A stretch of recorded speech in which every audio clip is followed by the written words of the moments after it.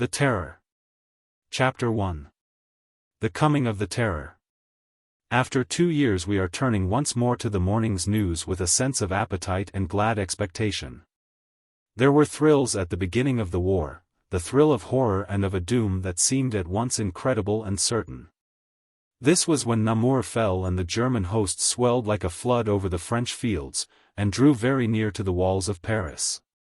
Then we felt the thrill of exultation when the good news came that the awful tide had been turned back, that Paris and the world were safe, for a while at all events.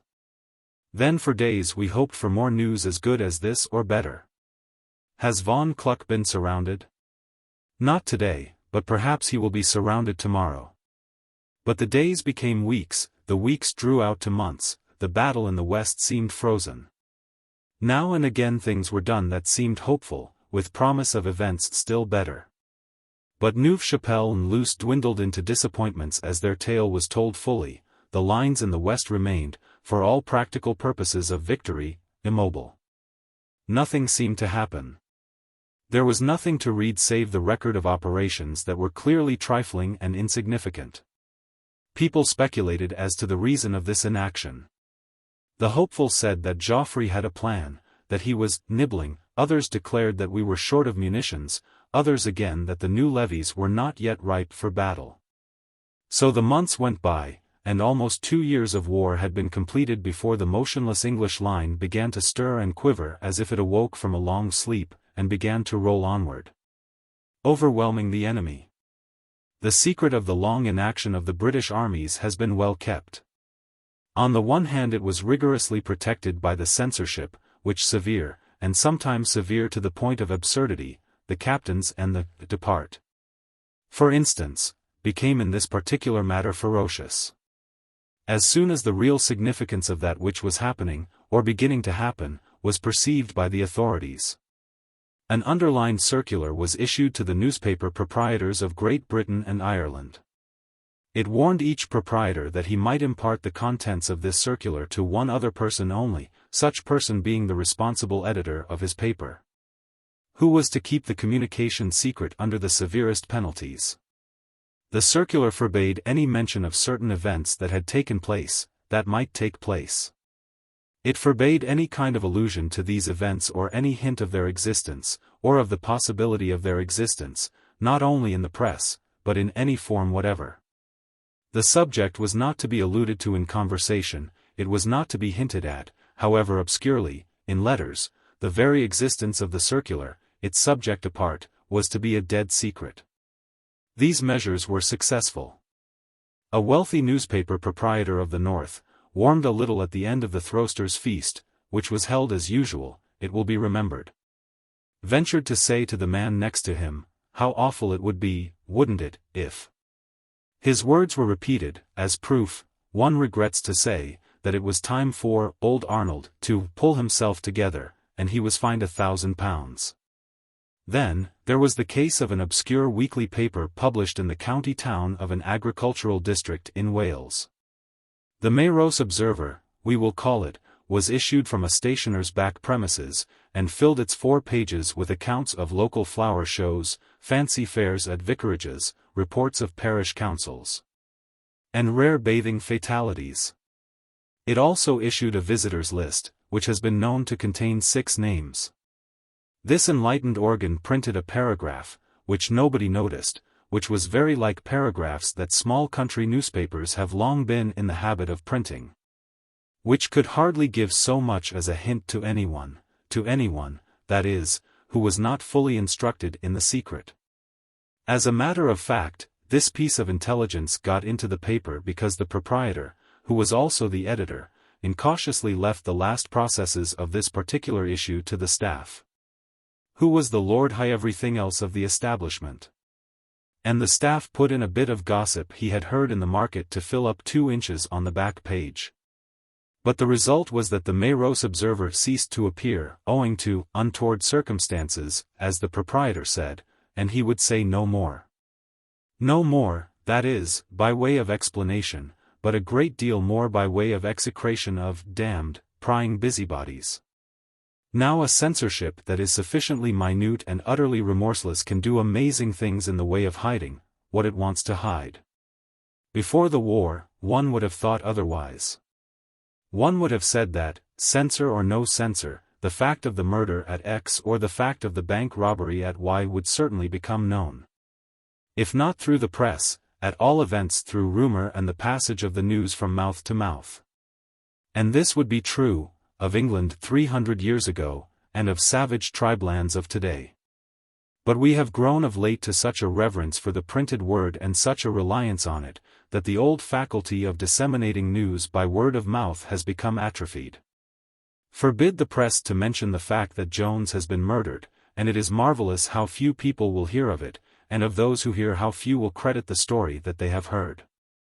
You meet a man in the train who remarks that he has been told something about a murder in Southwark.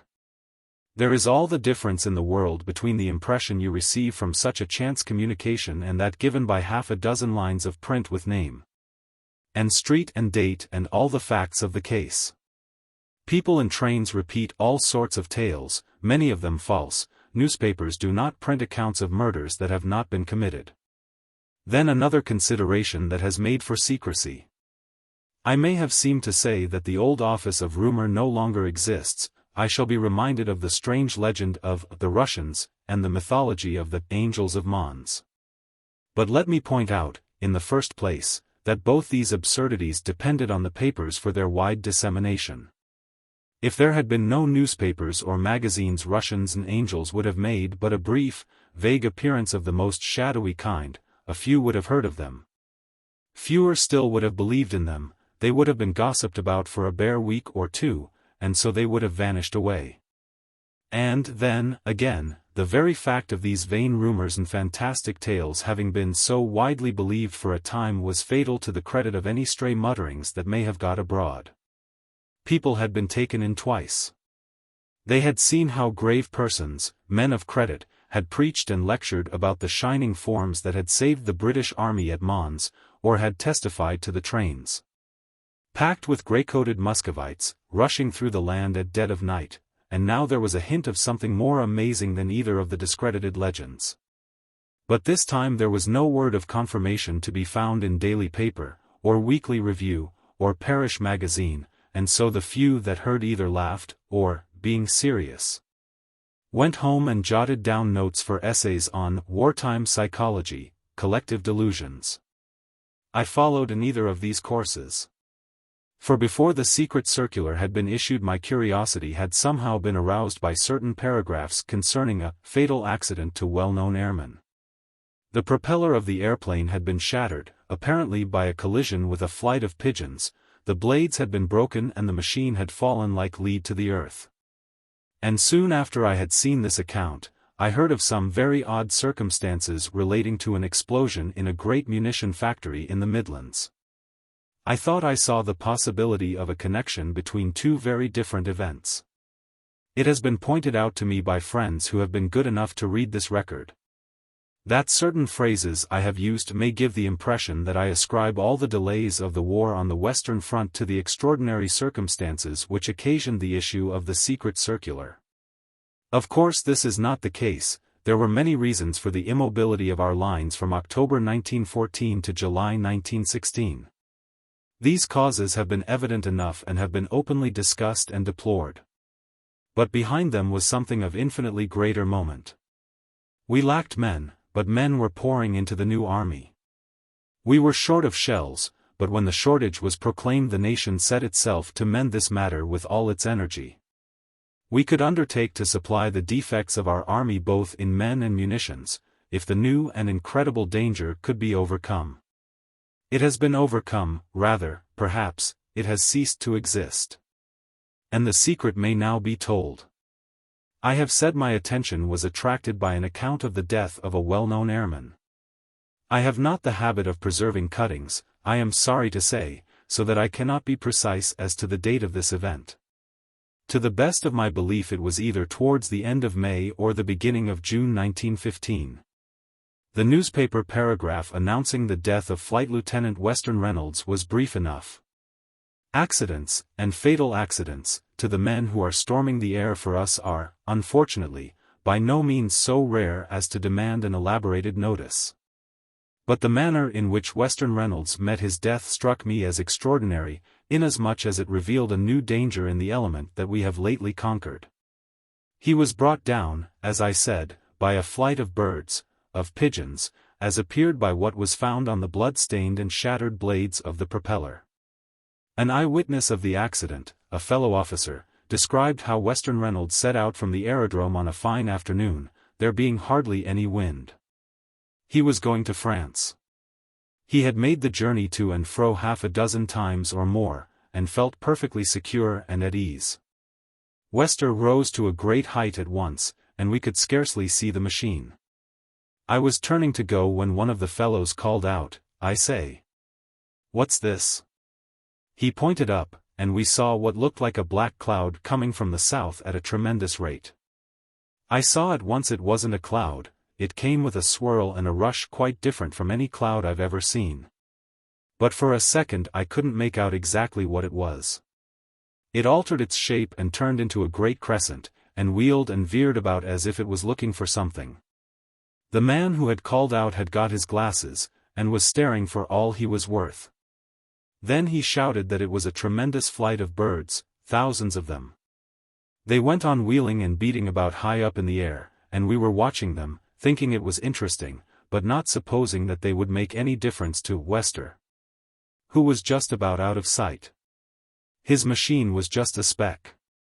Then the two arms of the crescent drew in as quick as lightning, and these thousands of birds shot in a solid mass right up there across the sky, and flew away somewhere about nor by west. Then Henley, the man with the glasses, called out, "He's down," and started running, and I went after him. We got a car, and as we were going along Henley told me that he'd seen the machine drop dead, as if it came out of that cloud of birds. He thought then that they must have mucked up the propeller somehow. That turned out to be the case. We found the propeller blades all broken and covered with blood and pigeon feathers, and carcasses of the birds had got wedged in between the blades, and were sticking to them. This was the story that the young airman told one evening in a small company. He did not speak in confidence, so I have no hesitation in reproducing what he said. Naturally, I did not take a verbatim note of his conversation, but I have something of a knack of remembering talk that interests me. And I think my reproduction is very near to the tale that I heard. And let it be noted that the flying man told his story without any sense or indication of a sense that the incredible, or all but the incredible, had happened. So far as he knew, he said, it was the first accident of the kind.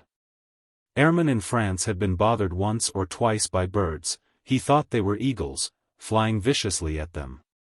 But poor old Wester had been the first man to come up against a flight of some thousands of pigeons. And perhaps I shall be the next, he added, but why look for trouble? Anyhow, I'm going to see Toodaloo tomorrow afternoon. Well, I heard the story, as one hears all the varied marvels and terrors of the air. As one heard some years ago of air pockets, strange gulfs or voids in the atmosphere into which airmen fell with great peril. Or as one heard of the experience of the airman who flew over the Cumberland Mountains in the burning summer of 1911, and as he swam far above the heights was suddenly and vehemently blown upwards. The hot air from the rock striking his plane as if it had been a blast from a furnace chimney. We have just begun to navigate a strange region, we must expect to encounter strange adventures, strange perils. And here a new chapter in the chronicles of these perils and adventures had been opened by the death of Western Reynolds. And no doubt invention and contrivance would presently hit on some way of countering the new danger. It was, I think, about a week or 10 days after the airman's death that my business called me to a northern town, the name of which, perhaps, had better remain unknown. My mission was to inquire into certain charges of extravagance which had been laid against the working people, that is, the munition workers of this especial town. It was said that the men who used to earn £2.10 a week were now getting from £7 to £8, that bits of girls were being paid £2 instead of 7 or 8 shillings, and that, in consequence, there was an orgy of foolish extravagance. The girls, I was told, were eating chocolates at 4, 5, and 6 shillings a pound, the women were ordering 30-pound pianos which they couldn't play. And the men bought gold chains at 10 and 20 guineas apiece. I dived into the town in question and found, as usual, that there was a mixture of truth and exaggeration in the stories that I had heard. Gramophones, for example, they cannot be called in strictness necessaries, but they were undoubtedly finding a ready sale, even in the more expensive brands. And I thought that there were a great many very spick and span perambulators to be seen on the pavement, smart perambulators, painted in tender shades of color and expensively fitted. And how can you be surprised if people will have a bit of a fling, a worker said to me. We're seeing money for the first time in our lives, and it's bright. And we work hard for it, and we risk our lives to get it. You've heard of Explosion yonder? He mentioned certain works on the outskirts of the town. Of course, neither the name of the works nor of the town had been printed. There had been a brief notice of explosion at munition works in the northern district, many fatalities. The working man told me about it, and added some dreadful details.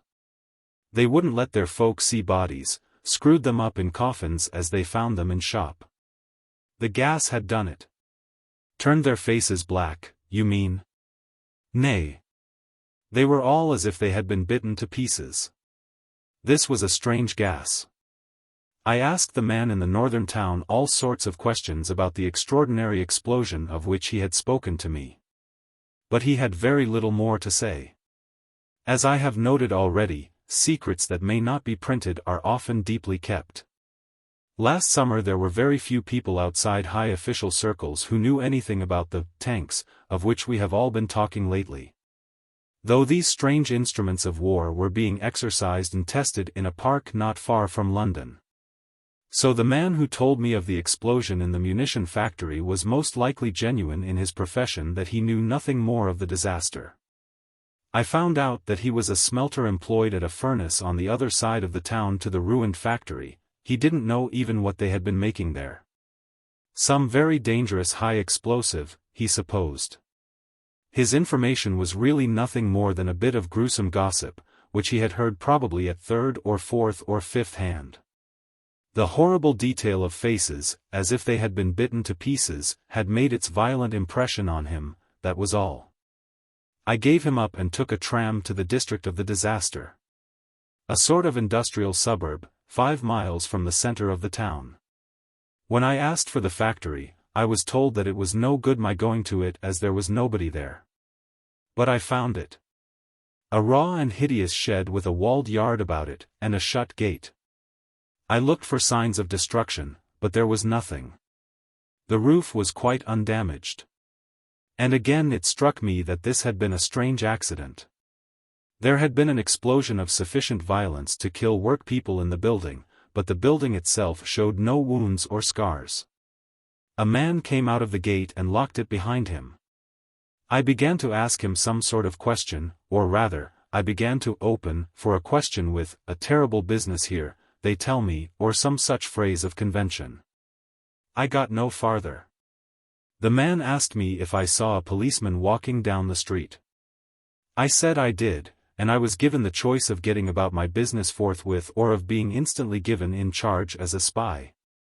"Tst better be gone and quick about it," was, I think, his final advice, and I took it. Well, I had come literally up against a brick wall. Thinking the problem over, I could only suppose that the smelter or his informant had twisted the phrases of the story. The smelter had said the dead men's faces were bitten to pieces. This might be an unconscious perversion of eaten away. That phrase might describe well enough the effect of strong acids, and, for all I knew of the processes of munition making, such acids might be used and might explode with horrible results in some perilous stage of their admixture. It was a day or two later that the accident to the airman, Western Reynolds, came into my mind. For one of those instants which are far shorter than any measure of time there flashed out the possibility of a link between the two disasters. But here was a wild impossibility, and I drove it away. And yet I think that the thought, mad as it seemed, never left me, it was the secret light that at last guided me through a somber grove of enigmas. It was about this time, so far as the date can be fixed, that a whole district, one might say a whole county, was visited by a series of extraordinary and terrible calamities, which were the more terrible inasmuch as they continued for some time to be inscrutable mysteries. It is, indeed, doubtful whether these awful events do not still remain mysteries to many of those concerned. For before the inhabitants of this part of the country had time to join one link of evidence to another, the circular was issued. And thenceforth no one knew how to distinguish undoubted fact from wild and extravagant surmise. The district in question is in the far west of Wales. I shall call it, for convenience, Machen. In it there is one seaside town of some repute with holiday-makers for 5 or 6 weeks in the summer. And dotted about the county there are 3 or 4 small old towns that seem drooping in a slow decay, sleepy and grey with age and forgetfulness. They remind me of what I have read of towns in the west of Ireland. Grass grows between the uneven stones of the pavements, the signs above the shop windows decline, half the letters of these signs are missing, here and there a house has been pulled down, or has been allowed to slide into ruin, and wild greenery springs up through the fallen stones, and there is silence in all the streets. And, it is to be noted, these are not places that were once magnificent. The Celts have never had the art of building, and so far as I can see, such towns as Towy and Merthyr Tegveth and Maros must have been always much as they are now, clusters of poorish, meanly built houses, ill-kept and down at heel. And these few towns are thinly scattered over a wild country where north is divided from south by a wilder mountain range. One of these places is 16 miles from any station. The others are doubtfully and deviously connected by single-line railways served by rare trains that pause and stagger and hesitate on their slow journey up mountain passes, or stop for half an hour or more at lonely sheds called stations, situated in the midst of desolate marshes. A few years ago I travelled with an Irishman on one of these queer lines, and he looked to right and saw the bog with its yellow and blue grasses and stagnant pools. And he looked to left and saw a ragged hillside, set with grey stone walls. "I can hardly believe," he said, "that I'm not still in the wilds of Ireland." Here, then, one sees a wild and divided and scattered region, a land of outland hills and secret and hidden valleys. I know white farms on this coast which must be separate by 2 hours of hard, rough walking from any other habitation, which are invisible from any other house. And inland, again, the farms are often ringed about by thick groves of ash, planted by men of old days to shelter their roof trees from rude winds of the mountain and stormy winds of the sea.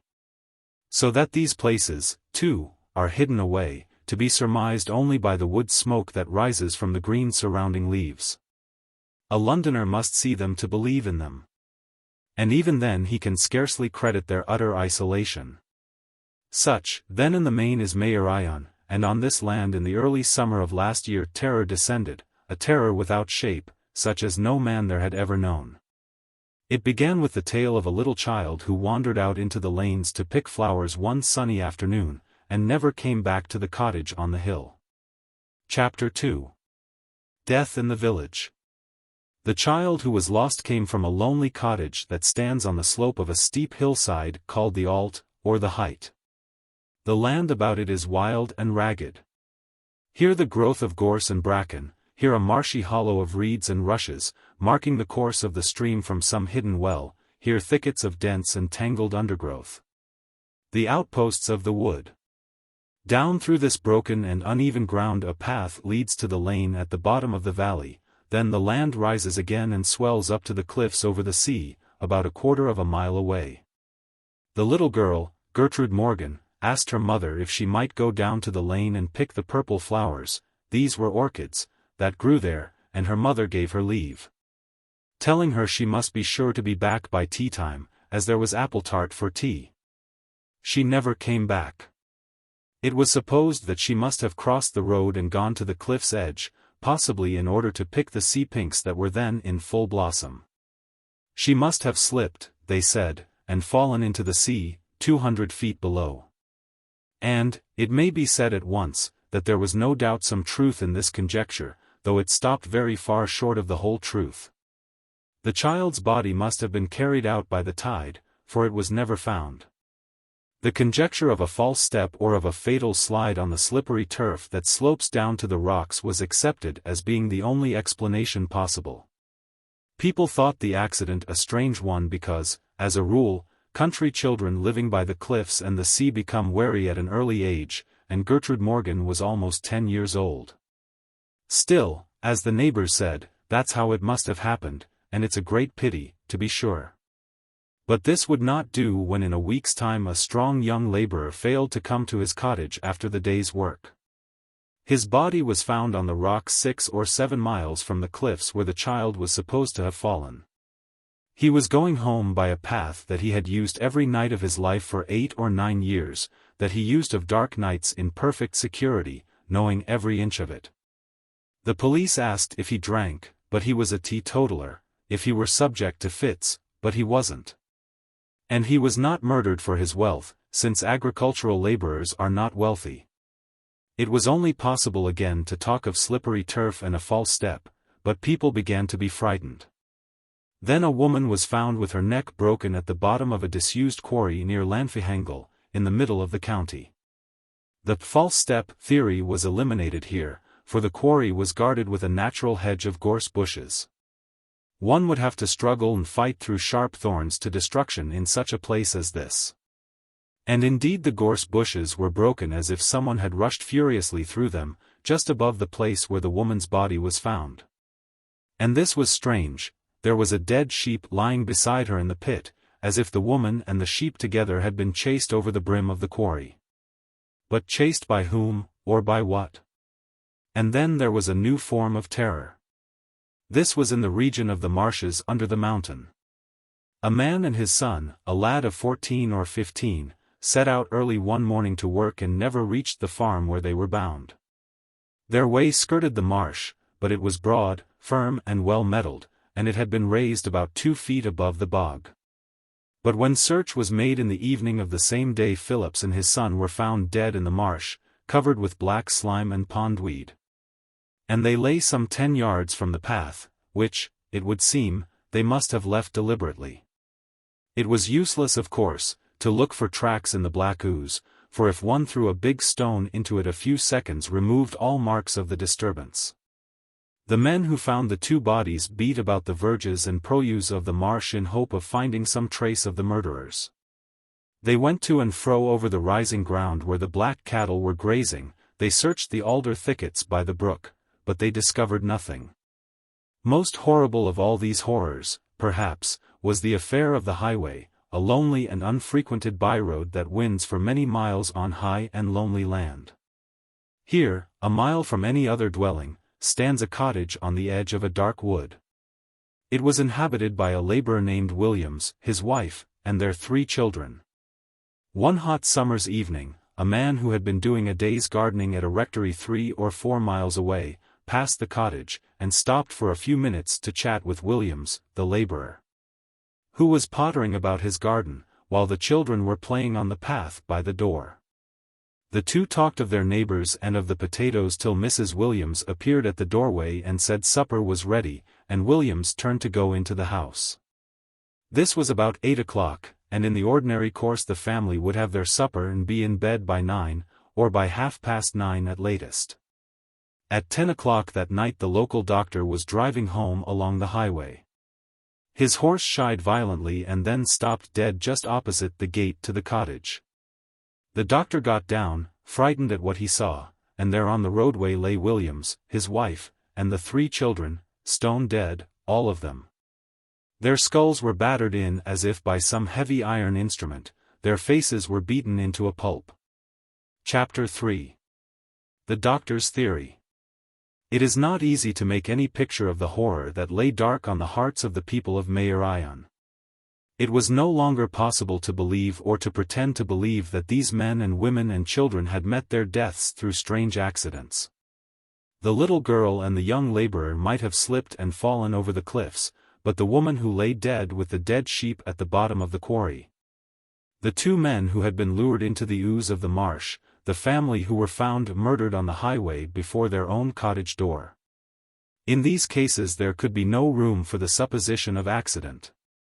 It seemed as if it were impossible to frame any conjecture or outline of a conjecture that would account for these hideous and, as it seemed, utterly purposeless crimes. For a time people said that there must be a madman at large, a sort of country variant of Jack the Ripper, some horrible pervert who was possessed by the passion of death, who prowled darkling about that lonely land, hiding in woods and in wild places, always watching and seeking for the victims of his desire. Indeed, Dr. Lewis, who found poor Williams, his wife and children miserably slaughtered on the highway, was convinced at first that the presence of a concealed madman in the countryside offered the only possible solution to the difficulty. I felt sure, he said to me afterwards, that the Williamses had been killed by a homicidal maniac. It was the nature of the poor creature's injuries that convinced me that this was the case. Some years ago, 37 or 38 years ago as a matter of fact, I had something to do with a case which on the face of it had a strong likeness to the highway murder. At that time I had a practice at Usk, in Monmouthshire. A whole family living in a cottage by the roadside were murdered one evening. It was called, I think, the Langeby murder. The cottage was near the village of that name. The murderer was caught in Newport. He was a Spanish sailor, named Garcia, and it appeared that he had killed father, mother, and the 3 children for the sake of the brass works of an old Dutch clock, which were found on him when he was arrested. Garcia had been serving a month's imprisonment in Usk jail for some small theft, and on his release he set out to walk to Newport, 9 or 10 miles away, no doubt to get another ship. He passed the cottage and saw the man working in his garden. Garcia stabbed him with his sailor's knife. The wife rushed out, he stabbed her. Then he went into the cottage and stabbed the 3 children, tried to set the place on fire, and made off with the clockworks. That looked like the deed of a madman, but Garcia wasn't mad. They hanged him, I may say. He was merely a man of a very low type, a degenerate who hadn't the slightest value for human life. I am not sure, but I think he came from one of the Spanish islands, where the people are said to be degenerates, very likely from too much interbreeding. But my point is that Garcia stabbed to kill and did kill, with 1 blow in each case. There was no senseless hacking and slashing. Now those poor people on the highway had their heads smashed to pieces by what must have been a storm of blows. Any one of them would have been fatal, but the murderer must have gone on raining blows with his iron hammer on people who were already stone dead. And that sort of thing is the work of a madman, and nothing but a madman. That's how I argued the matter out to myself just after the event. I was utterly wrong, monstrously wrong. But who could have suspected the truth? Thus Dr. Lewis, and I quote him, or the substance of him, as representative of most of the educated opinion of the district at the beginnings of the terror.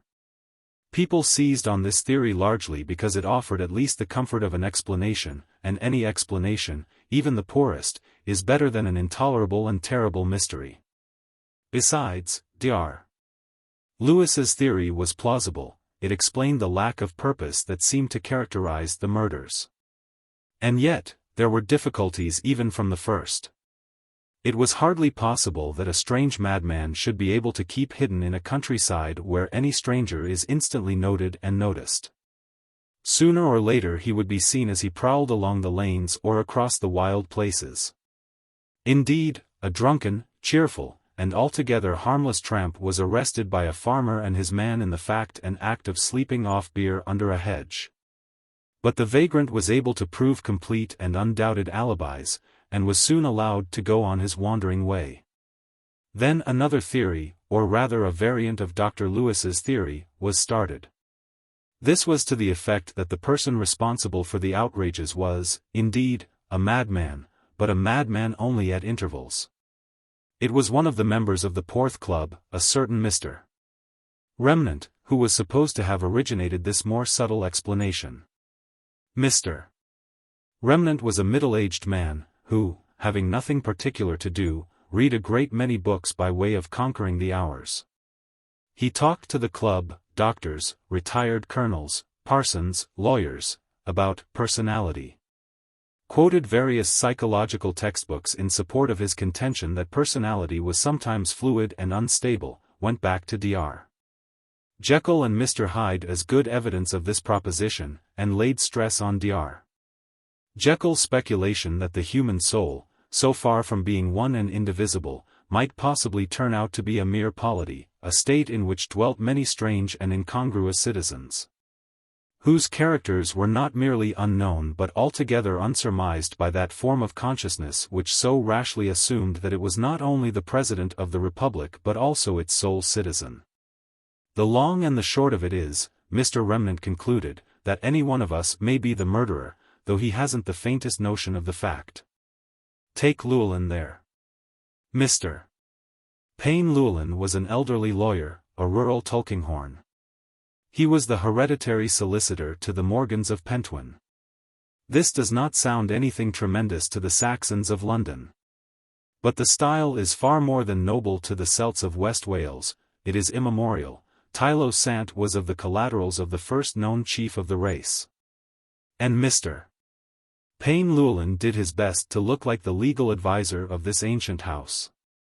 He was weighty, he was cautious, he was sound, he was secure. I have compared him to Mr. Tulkinghorn of Lincoln's Inn Fields, but Mr. Llewellyn would most certainly never have dreamed of employing his leisure in peering into the cupboards where the family skeletons were hidden.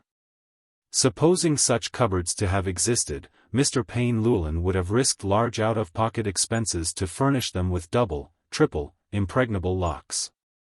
He was a new man, an Advena, certainly, for he was partly of the Conquest, being descended on one side from Sir Payne Turberville, but he meant to stand by the old stock. Take Llewellyn now, said Mr. Remnant. Look here, Llewellyn, can you produce evidence to show where you were on the night those people were murdered on the highway? I thought not. Mr. Llewellyn, an elderly man, as I have said, hesitated before speaking. I thought not, Remnant went on. Now I say that it is perfectly possible that Llewellyn may be dealing death throughout Mayor Ion. Although in his present personality he may not have the faintest suspicion that there is another Llewellyn within him, a Llewellyn who follows murder as a fine art. Mr. Payne Llewellyn did not at all relish Mr. Remnant's suggestion that he might well be a secret murderer, ravening for blood, remorseless as a wild beast. He thought the phrase about his following murder as a fine art was both nonsensical and in the worst taste. And his opinion was not changed when Remnant pointed out that it was used by De Quincey in the title of one of his most famous essays. If you had allowed me to speak, he said with some coldness of manner, I would have told you that on Tuesday last, the night on which those unfortunate people were murdered on the highway, I was staying at the Angel Hotel, Cardiff. I had business in Cardiff, and I was detained till Wednesday afternoon.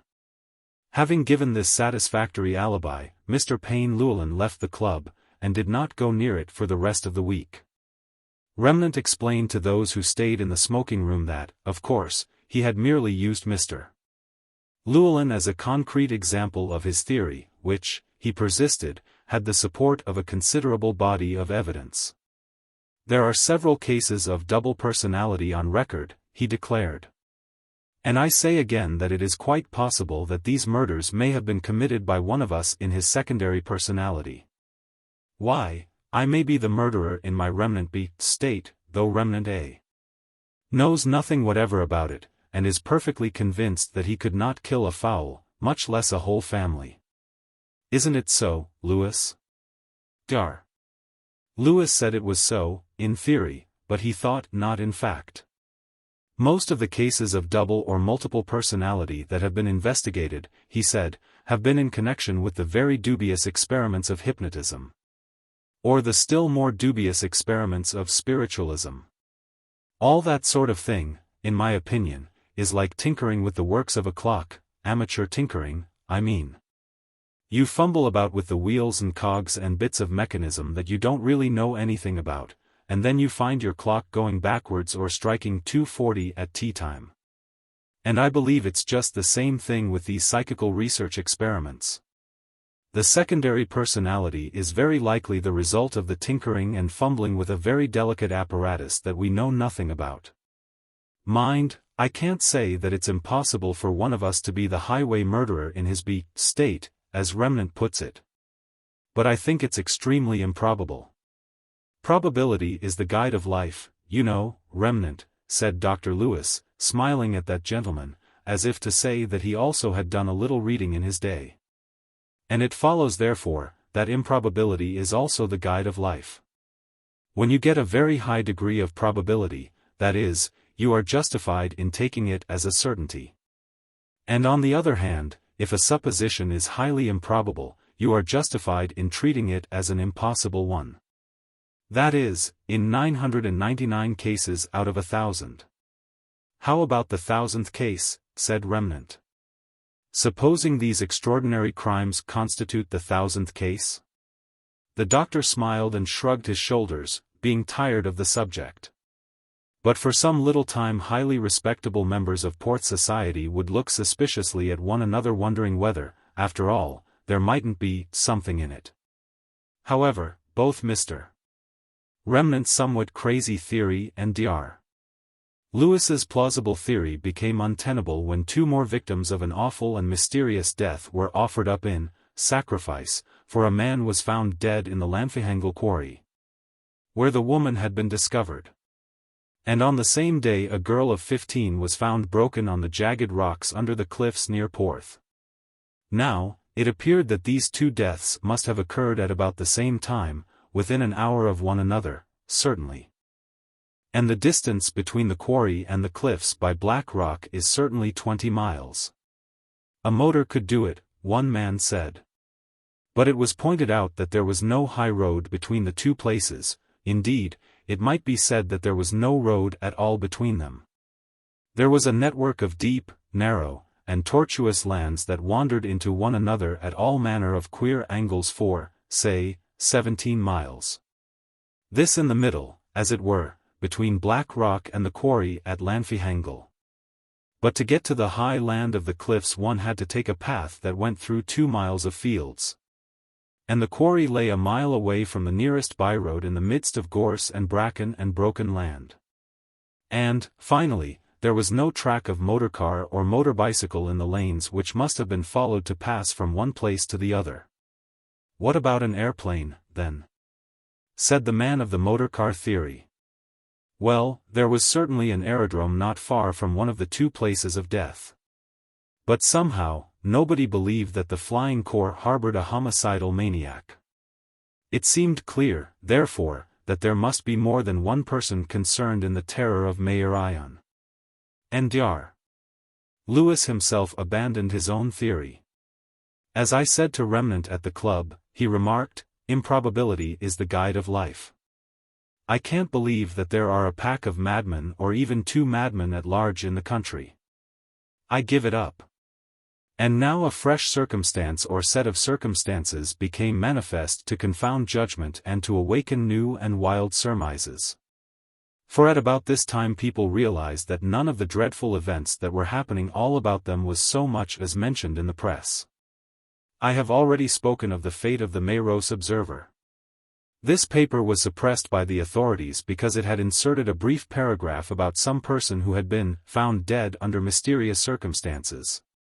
I think that paragraph referred to the first death of Llanfihangel quarry. Thenceforth, horror followed on horror, but no word was printed in any of the local journals. The curious went to the newspaper offices, there were 2 left in the county, but found nothing save a firm refusal to discuss the matter. And the Cardiff papers were drawn and found blank.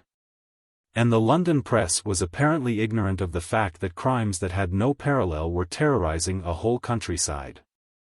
Everybody wondered what could have happened, what was happening. And then it was whispered that the coroner would allow no inquiry to be made as to these deaths of darkness. In consequence of instructions received from the Home Office, one coroner was understood to have said, "I have to tell the jury that their business will be to hear the medical evidence and to bring in a verdict immediately in accordance with that evidence. I shall disallow all questions." One jury protested. The foreman refused to bring in any verdict at all. "Very good," said the coroner. "Then I beg to inform you, Mr. Foremen and gentlemen of the jury, that under the Defense of the Realm Act, I have power to supersede your functions. And to enter a verdict according to the evidence which has been laid before the court as if it had been the verdict of you all. The foreman and jury collapsed and accepted what they could not avoid. But the rumors that got abroad of all this, added to the known fact that the terror was ignored in the press, no doubt by official command, increased the panic that was now arising, and gave it a new direction. Clearly, people reasoned, these government restrictions and prohibitions could only refer to the war, to some great danger in connection with the war. And that being so, it followed that the outrages which must be kept so secret were the work of the enemy, that is of concealed German agents. Chapter 4. The Spread of the Terror. It is time, I think, for me to make one point clear. I began this history with certain references to an extraordinary accident to an airman whose machine fell to the ground after collision with a huge flock of pigeons. And then to an explosion in a northern munition factory, an explosion, as I noted, of a very singular kind. Then I deserted the neighborhood of London, and the northern district, and dwelt on a mysterious and terrible series of events which occurred in the summer of 1915 in a Welsh county, which I have named, for convenience, Machen. Well, let it be understood at once that all this detail that I have given about the occurrences in Machen does not imply that the county in the far west was alone or especially afflicted by the terror that was over the land. They tell me that in the villages about Dartmoor the stout Devonshire hearts sank as men's hearts used to sink in the time of plague and pestilence. There was horror, too, about the Norfolk Broads, and far up by Perth no one would venture on the path that leads by Scone to the wooded heights above the Tay. And in the industrial districts, I met a man by chance one day in an odd London corner who spoke with horror of what a friend had told him. "Ask no questions, Ned," he says to me, "but I tell yow was in Bernigan t'other day, and met a pal who'd seen 300 coffins going out of a works not far from there. And then the ship that hovered outside the mouth of the Thames with all sails set and beat to and fro in the wind, and never answered any hail, and showed no light. The forts shot at her and brought down one of the masts, but she went suddenly about with a change of wind under what sail still stood, and then veered down channel, and drove ashore at last on the sandbanks and pine woods of Arcachon, and not a man alive on her, but only rattling heaps of bones. That last voyage of the Semiramis would be something horribly worth telling. But I only heard it at a distance as a yarn, and only believed it because it squared with other things that I knew for certain. This, then, is my point. I have written of the terror as it fell on Machen, simply because I have had opportunities of getting close there to what really happened. Third or fourth or fifth hand in the other places. But round about Porth and Merthyr Tegveth I have spoken with people who have seen the tracks of the terror with their own eyes. Well, I have said that the people of that far western county realized, not only that death was abroad in their quiet lanes and on their peaceful hills, but that for some reason it was to be kept all secret. Newspapers might not print any news of it, the very jury summoned to investigate it were allowed to investigate nothing. And so they concluded that this veil of secrecy must somehow be connected with the war. And from this position it was not a long way to a further inference, that the murderers of innocent men and women and children were either Germans or agents of Germany. It would be just like the Huns, everybody agreed, to think out such a devilish scheme as this, and they always thought out their schemes beforehand. They hoped to seize Paris in a few weeks, but when they were beaten on the Marne they had their trenches on the Aisne ready to fall back on. It had all been prepared years before the war. And so, no doubt, they had devised this terrible plan against England in case they could not beat us in open fight. There were people ready, very likely, all over the country, who were prepared to murder and destroy everywhere as soon as they got the word. In this way the Germans intended to sow terror throughout England and fill our hearts with panic and dismay, hoping so to weaken their enemy at home that he would lose all heart over the war abroad. It was the Zeppelin notion, in another form. They were committing these horrible and mysterious outrages thinking that we should be frightened out of our wits. It all seemed plausible enough. Germany had by this time perpetrated so many horrors and had so excelled in devilish ingenuities that no abomination seemed too abominable to be probable, or too ingeniously wicked to be beyond the tortuous malice of the Hun. But then came the questions as to who the agents of this terrible design were, as to where they lived, as to how they contrived to move unseen from field to field, from lane to lane. All sorts of fantastic attempts were made to answer these questions, but it was felt that they remained unanswered. Some suggested that the murderers landed from submarines, or flew from hiding places on the west coast of Ireland, coming and going by night. But there were seen to be flagrant impossibilities in both these suggestions. Everybody agreed that the evil work was no doubt the work of Germany, but nobody could begin to guess how it was done. Somebody at the club asked Remnant for his theory. "My theory," said that ingenious person, "is that human progress is simply a long march from one inconceivable to another. Look at that airship of ours that came over Porth yesterday. 10 years ago that would have been an inconceivable sight. Take the steam engine, stake printing, take the theory of gravitation, they were all inconceivable till somebody thought of them. So it is, no doubt, with this infernal dodgery that we're talking about. The Huns have found it out, and we haven't, and there you are. We can't conceive how these poor people have been murdered, because the method's inconceivable to us." The club listened with some awe to this high argument. After Remnant had gone, one member said, "Wonderful man, that." "Yes," said Dr. Lewis. He was asked whether he knew something. And his reply really amounted to, "No, I don't, but I have never heard it better put. It was, I suppose, at about this time when the people were puzzling their heads as to the secret methods used by the Germans or their agents to accomplish their crimes that a very singular circumstance became known to a few of the Porth people. It related to the murder of the Williams family on the highway in front of their cottage door. I do not know that I have made it plain that the old Roman road called the highway follows the course of a long, steep hill that goes steadily westward till it slants down and droops towards the sea. On either side of the road the ground falls away, here into deep shadowy woods, here to high pastures, now and again into a field of corn. But for the most part into the wild and broken land that is characteristic of Arfon. The fields are long and narrow, stretching up the steep hillside, they fall into sudden dips and hollows, a well springs up in the midst of one and a grove of ash and thorn bends over it, shading it. And beneath it the ground is thick with reeds and rushes. And then may come on either side of such a field territories glistening with the deep growth of bracken, and rough with gorse and rugged with thickets of blackthorn. Green lichen hanging strangely from the branches. Such are the lands on either side of the highway. Now on the lower slopes of it, beneath the Williamses' cottage, some 3 or 4 fields down the hill, there is a military camp.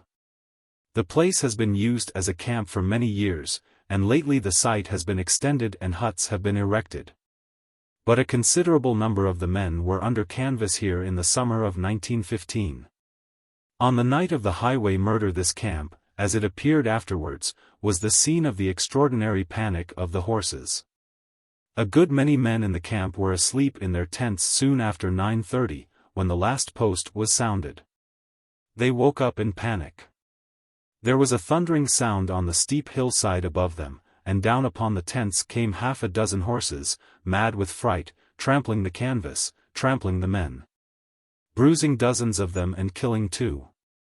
Everything was in wild confusion, men groaning and screaming in the darkness, struggling with the canvas and the twisted ropes, shouting out, some of them, raw lads enough, that the Germans had landed, others wiping the blood from their eyes, a few, roused suddenly from heavy sleep, hitting out at one another. Officers coming up at the double roaring out orders to the sergeants. A party of soldiers who were just returning to camp from the village seized with fright at what they could scarcely see or distinguish. At the wildness of the shouting and cursing and groaning that they could not understand. Bolting out of the camp again and racing for their lives back to the village, everything in the maddest confusion of wild disorder. Some of the men had seen the horses galloping down the hill as if terror itself was driving them. They scattered off into the darkness, and somehow or another found their way back in the night to their pasture above the camp. They were grazing there peacefully in the morning, and the only sign of the panic of the night before was the mud they had scattered all over themselves as they pelted through a patch of wet ground. The farmer said they were as quiet a lot as any in Mayor Ion. He could make nothing of it. Indeed, he said, I believe they must have seen the devil himself to be in such a fright as that. Save the people. Now all this was kept as quiet as might be at the time when it happened. It became known to the men of the Porth Club in the days when they were discussing the difficult question of the German outrages, as the murders were commonly called. And this wild stampede of the farm horses was held by some to be evidence of the extraordinary and unheard-of character of the dreadful agency that was at work. One of the members of the club had been told by an officer who was in the camp at the time of the panic that the horses that came charging down were in a perfect fury of fright. That he had never seen horses in such a state, and so there was endless speculation as to the nature of the sight or the sound that had driven half a dozen quiet beasts into raging madness. Then, in the middle of this talk, 2 or 3 other incidents, quite as odd and incomprehensible, came to be known, borne on chance trickles of gossip that came into the towns from outland farms. Or were carried by cottagers tramping into Porth on market day with a fowl or 2 and eggs and garden stuff. Scraps and fragments of talk gathered by servants from the country folk and repeated, to their mistresses. And in such ways it came out that up at Plas Nuid there had been a terrible business over swarming the bees. They had turned as wild as wasps and much more savage. They had come about the people who were taking the swarms like a cloud. They settled on one man's face so that you could not see the flesh for the bees crawling all over it, and they had stung him so badly that the doctor did not know whether he would get over it. And they had chased a girl who had come out to see the swarming, and settled on her and stung her to death. Then they had gone off to a break below the farm and got into a hollow tree there, and it was not safe to go near it, for they would come out at you by day or by night. And much the same thing had happened, it seemed, at 3 or 4 farms and cottages where bees were kept. And there were stories, hardly so clear or so credible, of sheep-dogs, mild and trusted beasts, turning as savage as wolves and injuring the farm boys in a horrible manner. In one case it was said with fatal results. It was certainly true that old Mrs. Owen's favorite Bromidorking cock had gone mad. She came into Porth one Saturday morning with her face and her neck all bound up and plastered. She had gone out to her bit of a field to feed the poultry the night before, and the bird had flown at her and attacked her most savagely, inflicting some very nasty wounds before she could beat it off.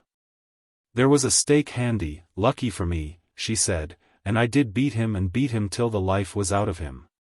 But what is come to the world, whatever? Now Remnant, the man of theories, was also a man of extreme leisure. It was understood that he had succeeded to ample means when he was quite a young man, and after tasting the savours of the law, as it were, for half a dozen terms at the board of the Middle Temple, he had decided that it would be senseless to bother himself with passing examinations for a profession which he had not the faintest intention of practicing. So he turned a deaf ear to the call of a manger ringing through the temple courts, and set himself out to potter amiably through the world. He had pottered all over Europe, he had looked at Africa, and had even put his head in at the door of the East, on a trip which included the Greek Isles and Constantinople. Now getting into the middle 50s, he had settled at Porth for the sake, as he said, of the Gulf Stream and the fuchsia hedges, and pottered over his books and his theories and the local gossip. He was no more brutal than the general public, which revels in the details of mysterious crime, but it must be said that the terror, black though it was a boon to him. He peered and investigated and poked about with the relish of a man to whose life a new zest has been added. He listened attentively to the strange tales of bees and dogs and poultry that came into Porth with the country baskets of butter, rabbits, and green peas. And he evolved at last a most extraordinary theory. Full of this discovery, as he thought it, he went one night to see Dr. Lewis and take his view of the matter. "I want to talk to you," said Remnant to the doctor, "about what I have called provisionally, the Zire." Chapter 5. The Incident of the Unknown Tree. Gar. Lewis, smiling indulgently, and quite prepared for some monstrous piece of theorizing, led Remnant into the room that overlooked the terraced garden and the sea. The doctor's house, though it was only a 10 minutes' walk from the center of the town, seemed remote from all other habitations. The drive to it from the road came through a deep grove of trees and a dense shrubbery. Trees were about the house on either side, mingling with neighboring groves, and below, the garden fell down. Terrace by green terrace, to wild growth, a twisted path amongst red rocks, and at last to the yellow sand of a little cove.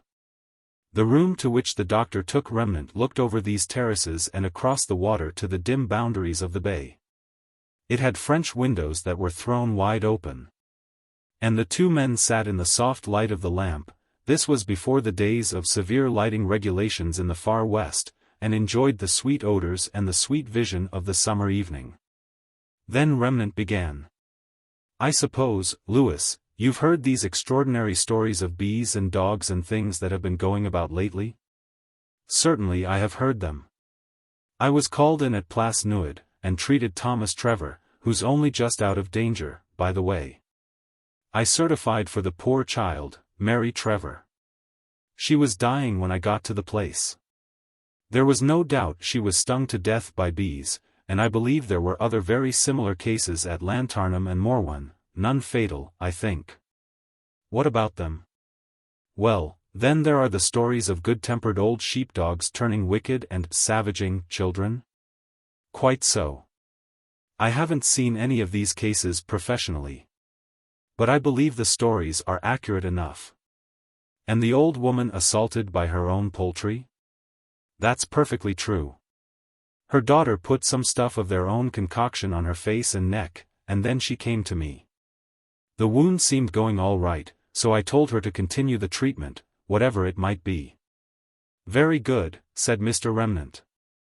He spoke now with an italic impressiveness.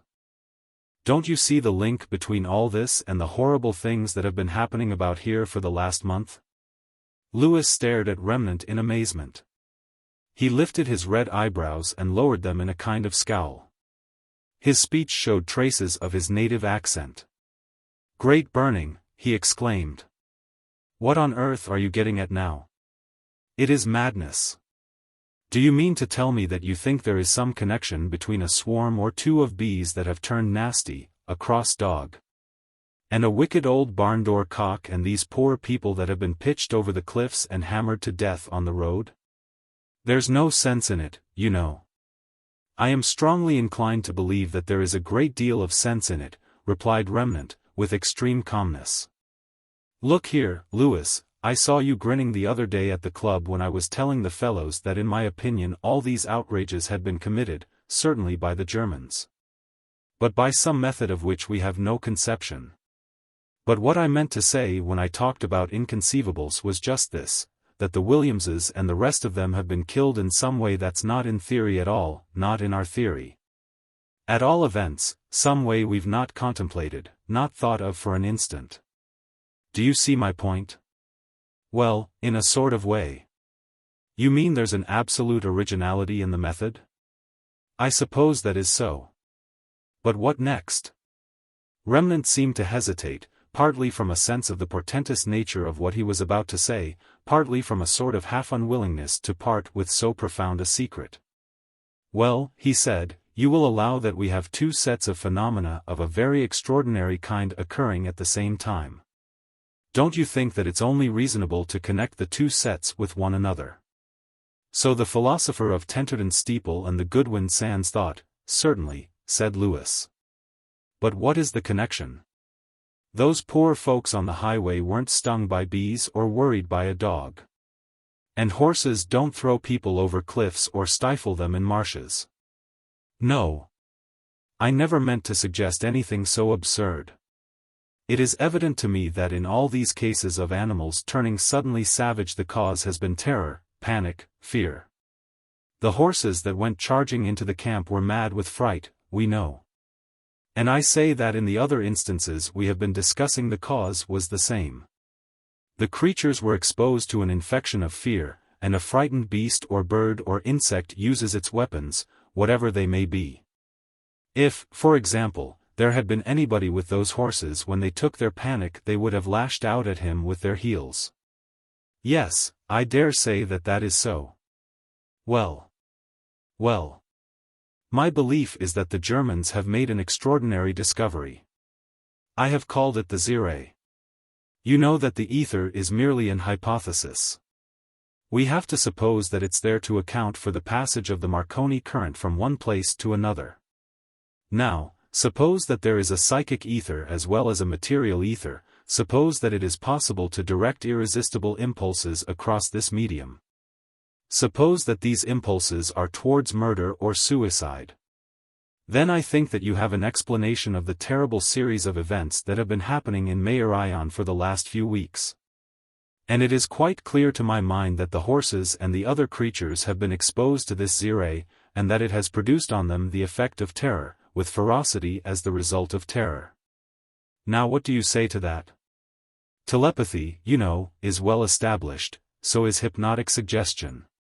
You have only to look in the Encyclopaedia Britannica to see that, and suggestion is so strong in some cases as to be an irresistible imperative.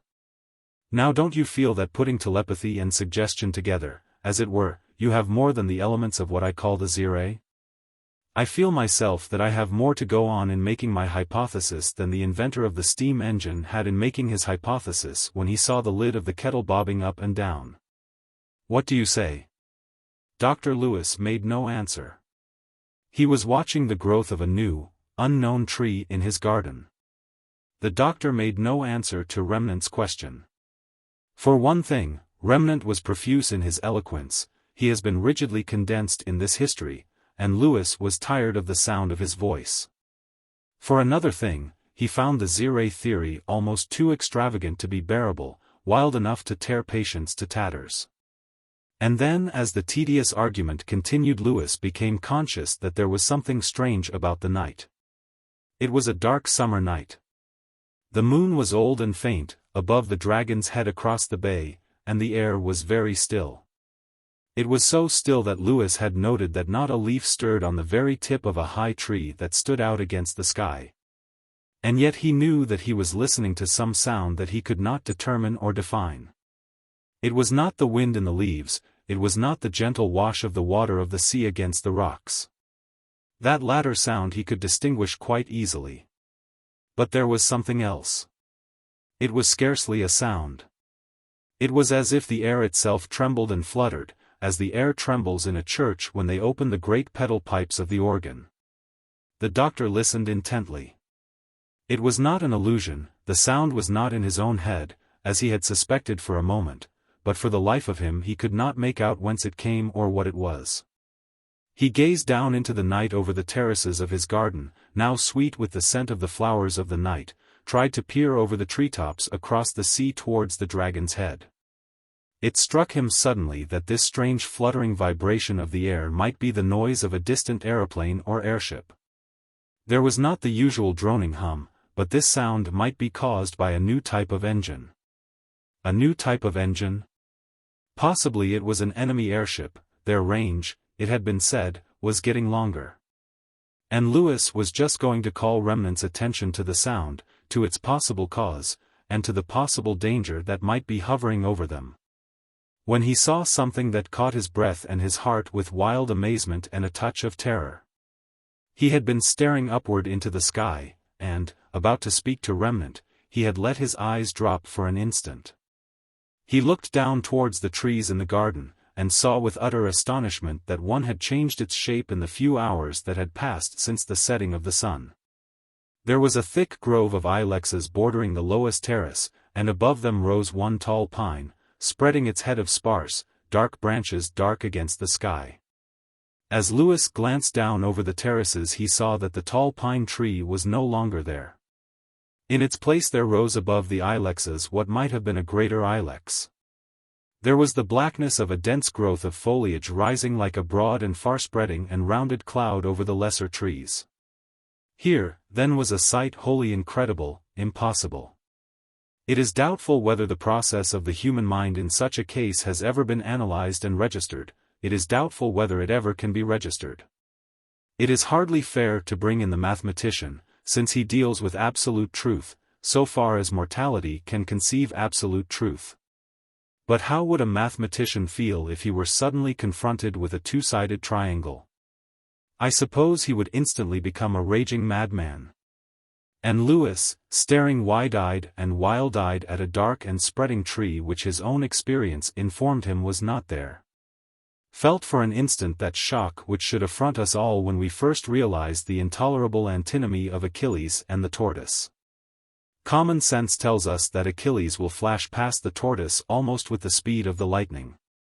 The inflexible truth of mathematics assures us that till the earth boils and the heavens cease to endure, the tortoise must still be in advance, and thereupon we should, in common decency, go mad. We do not go mad, because, by special grace, we are certified that, in the final court of appeal, all science is a lie, even the highest science of all. And so we simply grin at Achilles and the tortoise, as we grin at Darwin, deride Huxley, and laugh at Herbert Spencer. Dr. Lewis did not grin. He glared into the dimness of the night, at the great spreading tree that he knew could not be there. And as he gazed he saw that what at first appeared the dense blackness of foliage was fretted and starred with wonderful appearances of lights and colors. Afterwards he said to me, I remember thinking to myself, look here, I am not delirious, my temperature is perfectly normal. I am not drunk. I only had a pint of Graves with my dinner, over 3 hours ago. I have not eaten any poisonous fungus, I have not taken Anhelonium lewinii experimentally. So, now then. What is happening? The night had gloomed over, clouds obscured the faint moon and the misty stars. Lewis rose, with some kind of warning and inhibiting gesture to Remnant, who, he was conscious, was gaping at him in astonishment. He walked to the open French window, and took a pace forward onto the path outside, and looked, very intently, at the dark shape of the tree, down below the sloping garden, above the washing of the waves. He shaded the light of the lamp behind him by holding his hands on each side of his eyes. The mass of the tree that couldn't be there, stood out against the sky, but not so clearly, now that the clouds had rolled up. Its edges, the limits of its leafage, were not so distinct. Lewis thought that he could detect some sort of quivering movement in it, though the air was at a dead calm. It was a night on which one might hold up a lighted match and watch it burn without any wavering or inclination of the flame. You know, said Lewis, how a bit of burnt paper will sometimes hang over the coals before it goes up the chimney, and little worms of fire will shoot through it. It was like that, if you should be standing some distance away. Just threads and hairs of yellow light I saw, and specks and sparks of fire, and then a twinkling of a ruby no bigger than a pin point, and a green wandering in the black. As if an emerald were crawling, and then little veins of deep blue. Woe is me! I said to myself in Welsh, what is all this color and burning? And then, at that very moment there came a thundering rap at the door of the room inside, and there was my man telling me that I was wanted directly up at the Garth, as old Mr. Trevor Williams had been taken very bad. I knew his heart was not worth much, so I had to go off directly, and leave Remnant to make what he could of it all. Chapter 6. Mr. Remnant's Zire. Dr. Lewis was kept some time at the Garth. It was past 12 when he got back to his house. He went quickly to the room that overlooked the garden and the sea and threw open the French window and peered into the darkness. There, dim indeed against the dim sky but unmistakable, was the tall pine with its sparse branches, high above the dense growth of the ilex trees. The strange boughs which had amazed him had vanished, there was no appearance now of colors or of fires. He drew his chair up to the open window and sat there gazing and wondering far into the night, till brightness came upon the sea and sky. And the forms of the trees in the garden grew clear and evident. He went up to his bed at last filled with a great perplexity, still asking questions to which there was no answer. The doctor did not say anything about the strange tree to Remnant. When they next met, Lewis said that he had thought there was a man hiding amongst the bushes, this in explanation of that warning gesture he had used. and of his going out into the garden and staring into the night. He concealed the truth because he dreaded the remnant doctrine that would undoubtedly be produced. Indeed, he hoped that he had heard the last of the theory of the Zirae. But remnant firmly reopened this subject. "We were interrupted just as I was putting my case to you," he said. "And to sum it all up, it amounts to this, that the Huns have made one of the great leaps of science. They are sending suggestions, which amount to irresistible commands, over here, and the persons affected are seized with suicidal or homicidal mania. The people who were killed by falling over the cliffs or into the quarry probably committed suicide, and so with the man and boy who were found in the bog. As to the highway case, you remember that Thomas Evans said that he stopped and talked to Williams on the night of the murder. In my opinion, Evans was the murderer. He came under the influence of the ray, became a homicidal maniac in an instant, snatched Williams's spade from his hand and killed him and the others. The bodies were found by me on the road. It is possible that the first impact of the ray produces violent nervous excitement, which would manifest itself externally. Williams might have called to his wife to come and see what was the matter with Evans. The children would naturally follow their mother. It seems to me simple. And as for the animals, the horses, dogs, and so forth, they, as I say, were no doubt panic-stricken by the ray, and hence driven to frenzy. Why should Evans have murdered Williams instead of Williams murdering Evans? Why should the impact of the ray affect one and not the other? Why does one man react violently to a certain drug, while it makes no impression on another man? Why is A able to drink a bottle of whiskey and remain sober, while B is turned into something very like a lunatic after he has drunk 3 glasses? It is a question of idiosyncrasy, said the doctor. Is idiosyncrasy Greek for, I don't know? Asked Remnant. Not at all, said Lewis, smiling blandly. I mean that in some diatheses whiskey, as you have mentioned whiskey, appears not to be pathogenic, or at all events not immediately pathogenic. In other cases, as you very justly observed, there seems to be a very marked cachexia associated with the exhibition of the spirit in question, even in comparatively small doses. Under this cloud of professional verbiage Lewis escaped from the club and from Remnant. He did not want to hear any more about that dreadful ray, because he felt sure that the ray was all nonsense. But asking himself why he felt this certitude in the matter, he had to confess that he didn't know. An aeroplane, he reflected, was all nonsense before it was made. And he remembered talking in the early 90s to a friend of his about the newly discovered X-rays. The friend laughed incredulously, evidently didn't believe a word of it, till Lewis told him that there was an article on the subject in the current number of the Saturday Review. Whereupon the unbeliever said, "Oh, is that so? Oh, really?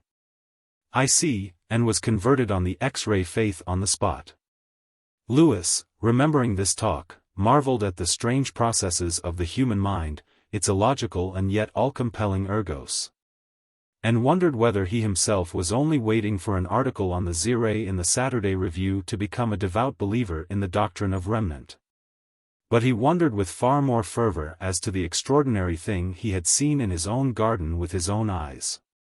The tree that changed all its shape for an hour or two of the night, the growth of strange boughs, the apparition of secret fires among them.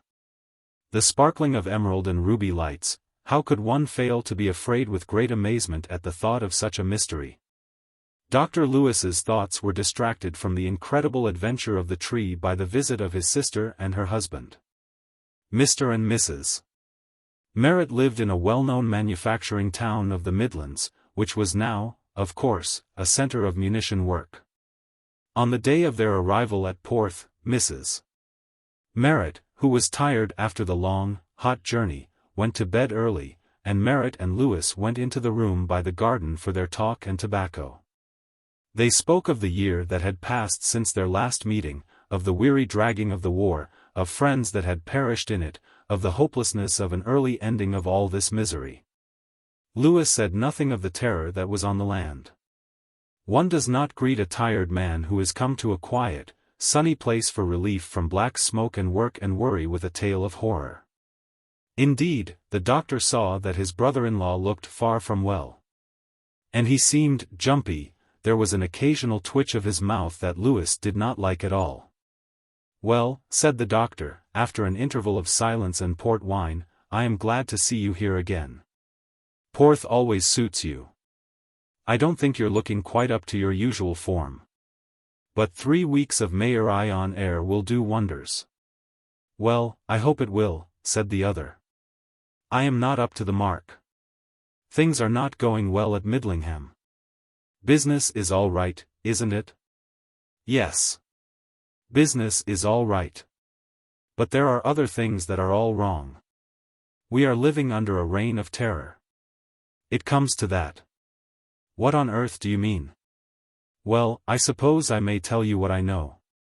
It's not much. I didn't dare write it. But do you know that at every one of the munition works in Midlingham and all about it there's a guard of soldiers with drawn bayonets and loaded rifles day and night? Men with bombs, too. And machine guns at the big factories. German spies? You don't want Lewis guns to fight spies with. Nor bombs. Nor a platoon of men. I woke up last night. It was the machine gun at Bennington's Army Motor Works. Firing like fury. And then bang. Bang. Bang. That was the hand bombs. But what against? Nobody knows. Nobody knows what is happening, Merritt repeated, and he went on to describe the bewilderment and terror that hung like a cloud over the great industrial city in the Midlands. How the feeling of concealment, of some intolerable secret danger that must not be named, was worst of all. "A young fellow I know," he said, "was on short leave the other day from the front, and he spent it with his people at Belmont. That's about 4 miles out of Midlingham, you know. 'Thank God,' he said to me, 'I am going back tomorrow.' It's no good saying that the Wipers salient is nice, because it isn't. But it's a damned sight better than this. At the front you know what you're up against anyhow. At Midlingham everybody has the feeling that we're up against something awful and we don't know what. It's that makes people inclined to whisper. There's terror in the air." Merritt made a sort of picture of the great town cowering in its fear of an unknown danger. People are afraid to go about alone at nights in the outskirts. They make up parties at the stations to go home together if it's anything like dark, or if there are any lonely bits on their way. But why? I don't understand. What are they afraid of? Well, I told you about my being awakened up the other night with the machine guns at the motor works rattling away, and the bombs exploding and making the most terrible noise. That sort of thing alarms one, you know. It's only natural. Indeed, it must be very terrifying." "You mean, then, there is a general nervousness about, a vague sort of apprehension that makes people inclined to herd together?" "There's that, and there's more. People have gone out that have never come back.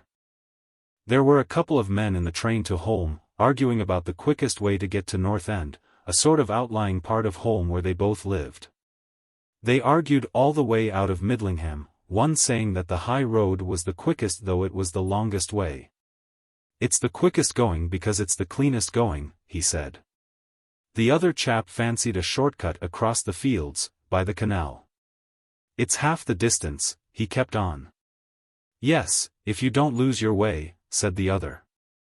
Well, it appears they put an even half-crown on it, and each was to try his own way when they got out of the train. It was arranged that they were to meet at the wagon in North End. 'I shall be at the wagon first,' said the man who believed in the shortcut, and with that he climbed over the stile and made off across the fields. It wasn't late enough to be really dark, and a lot of them thought he might win the stakes. But he never turned up at the wagon, or anywhere else for the matter of that. What happened to him? He was found lying on his back in the middle of a field, some way from the path. He was dead. The doctors said he'd been suffocated. Nobody knows how. Then there have been other cases. We whisper about them at Midlingham, but we're afraid to speak out." Lewis was ruminating all this profoundly. terror in Machen and terror far away in the heart of England.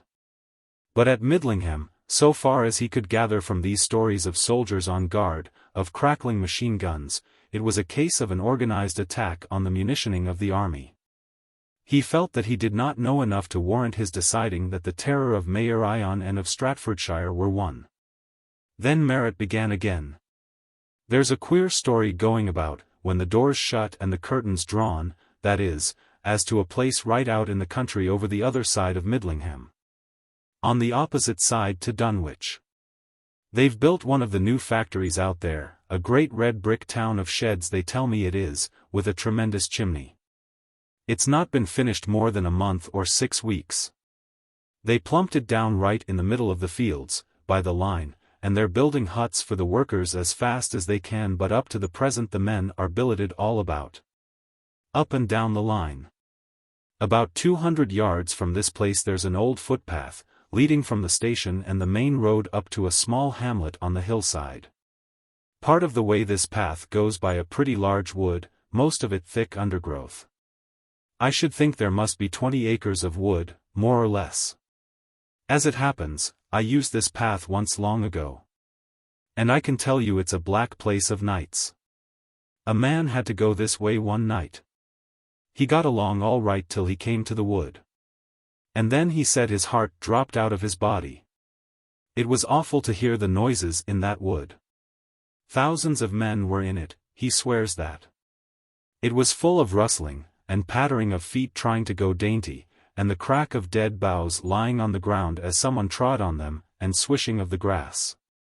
And some sort of chattering speech going on, that sounded, so he said, as if the dead sat in their bones and talked. He ran for his life, anyhow, across fields, over hedges, through brooks. He must have run, by his tail, 10 miles out of his way before he got home to his wife, and beat at the door, and broke in, and bolted it behind him. There is something rather alarming about any wood at night, said Dr. Lewis. Merritt shrugged his shoulders. People say that the Germans have landed, and that they are hiding in underground places all over the country. Chapter 7. The Case of the Hidden Germans. Lewis gasped for a moment, silent in contemplation of the magnificence of rumor. The Germans already landed, hiding underground, striking by night, secretly, terribly, at the power of England. Here was a conception which made the myth of the Russians a paltry fable, before which the legend of Mons was an ineffectual thing. It was monstrous. And yet. He looked steadily at Merritt, a square-headed, black-haired, solid sort of man. He had symptoms of nerves about him for the moment, certainly, but one could not wonder at that, whether the tales he told were true, or whether he merely believed them to be true. Lewis had known his brother-in-law for 20 years or more, and had always found him a sure man in his own small world. But then, said the doctor to himself, those men, if they once get out of the ring of that little world of theirs, they are lost. Those are the men that believed in Madame Blavatsky. Well, he said, what do you think yourself? The Germans landed and hiding somewhere about the country. There's something extravagant in the notion, isn't there? I don't know what to think. You can't get over the facts. There are the soldiers with their rifles and their guns at the works all over Stratfordshire, and those guns go off. I told you I'd heard them. Then who are the soldiers shooting at? That's what we ask ourselves at Midlingham. Quite so, I quite understand. It's an extraordinary state of things. It's more than extraordinary. It's an awful state of things. It's terror in the dark, and there's nothing worse than that. As that young fellow I was telling you about said, at the front you do know what you're up against. And people really believe that a number of Germans have somehow got over to England and have hid themselves underground? People say they've got a new kind of poison gas. Some think that they dig underground places and make the gas there, and lead it by secret pipes into the shops. Others say that they throw gas bombs into the factories. It must be worse than anything they've used in France, from what the authorities say. The authorities? Do they admit that there are Germans in hiding about Midlingham? No. They call it explosions. But we know it isn't explosions. We know in the Midlands what an explosion sounds like and looks like. And we know that the people killed in these explosions are put into their coffins in the works. Their own relations are not allowed to see them. And so you believe in the German theory? If I do, it's because one must believe in something. Some say they've seen the gas. I heard that a man living in Dunwich saw it one night like a black cloud with sparks of fire in it floating over the tops of the trees by Dunwich Common. The light of an ineffable amazement came into Lewis's eyes. The night of Remnant's visit, the trembling vibration of the air, the dark tree that had grown in his garden since the setting of the sun, the strange leafage that was starred with burning, with emerald and ruby fires, and all vanished away when he returned from his visit to the garth. And such a leafage had appeared as a burning cloud far in the heart of England. What intolerable mystery, what tremendous doom was signified in this? But one thing was clear and certain, that the terror of Mayor Ion was also the terror of the Midlands. Lewis made up his mind most firmly that if possible all this should be kept from his brother-in-law. Merritt had come to Porth as to a city of refuge from the horrors of Midlingham. If it could be managed he should be spared the knowledge that the cloud of terror had gone before him and hung black over the western land. Lewis passed the port and said in an even voice, "Very strange, indeed, a black cloud with sparks of fire? I can't answer for it, you know, it's only a rumor." "Just so. And you think or you're inclined to think that this and all the rest you've told me is to be put down to the hidden Germans?" "As I say, because one must think something." "I quite see your point. No doubt, if it's true, it's the most awful blow that has ever been dealt at any nation in the whole history of man. The enemy established in our vitals. But is it possible, after all? How could it have been worked?" Merritt told Lewis how it had been worked, or rather, how people said it had been worked. The idea, he said, was that this was a part, and a most important part, of the great German plot to destroy England and the British Empire. The scheme had been prepared years ago, some thought soon after the Franco-Prussian War. Moltke had seen that the invasion of England, in the ordinary sense of the term invasion, presented very great difficulties. The matter was constantly in discussion in the inner military and high political circles, and the general trend of opinion in these quarters was that at the best, the invasion of England would involve Germany in the gravest difficulties, and leave France in the position of the Tertius Gaudens. This was the state of affairs when a very high Prussian personage was approached by the Swedish professor, Huvelius. Thus Merritt, and here I would say in parenthesis that this Huvelius was by all accounts an extraordinary man. Considered personally and apart from his writings he would appear to have been a most amiable individual. He was richer than the generality of Swedes, certainly far richer than the average university professor in Sweden. But his shabby, green frock coat, and his battered, furry hat were notorious in the university town where he lived. No one laughed, because it was well known that Professor Huvelius spent every penny of his private means and a large portion of his official stipend on works of kindness and charity. He hid his head in a garret, someone said, in order that others might be able to swell on the first floor. It was told of him that he restricted himself to a diet of dry bread and coffee for a month in order that a poor woman of the streets, dying of consumption, might enjoy luxuries in hospital. And this was the man who wrote the treatise De Fascinore Humano, to prove the infinite corruption of the human race. Oddly enough, Professor Huvelius wrote the most cynical book in the world. Hobbes preaches rosy sentimentalism in comparison, with the very highest motives.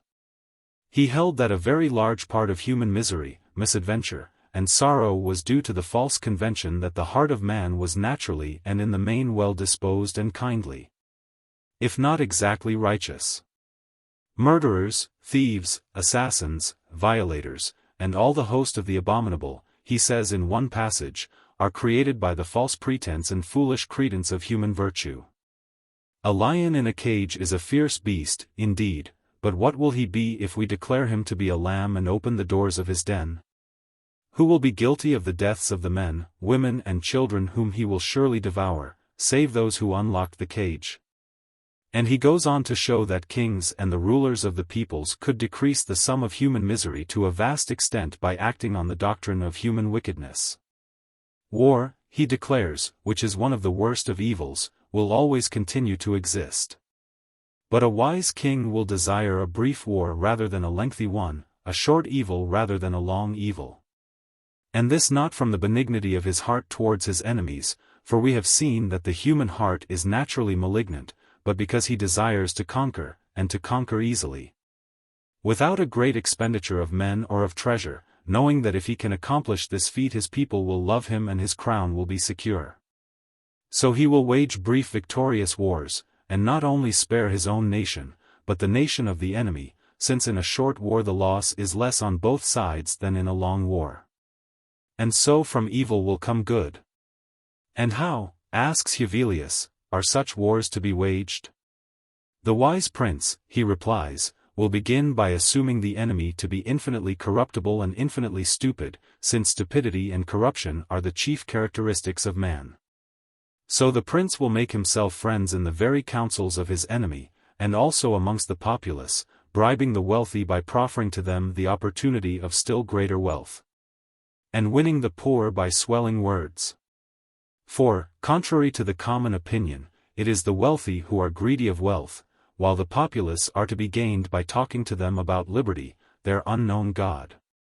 And so much are they enchanted by the words liberty, freedom, and such like, that the wise can go to the poor, rob them of what little they have, dismiss them with a hearty kick, and win their hearts and their votes forever, if only they will assure them that the treatment which they have received is called liberty.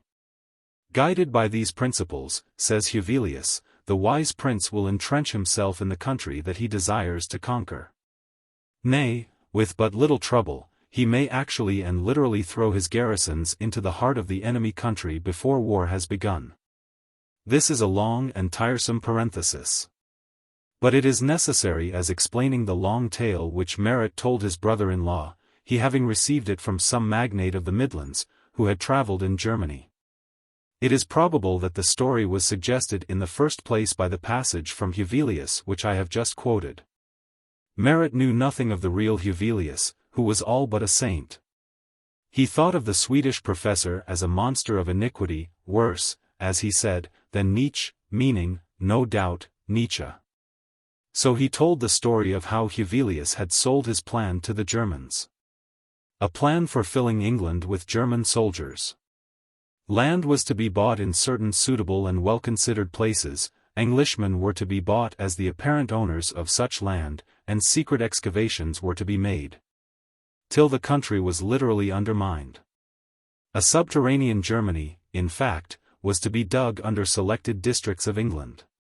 There were to be great caverns, underground cities, well-drained, well-ventilated, supplied with water, and in these places vast stores both of food and of munitions were to be accumulated, year after year, till the day dawned. And then, warned in time, the secret garrison would leave shops, hotels, offices, villas, and vanish underground, ready to begin their work of bleeding England at the heart. That's what Henson told me, said Merritt at the end of his long story.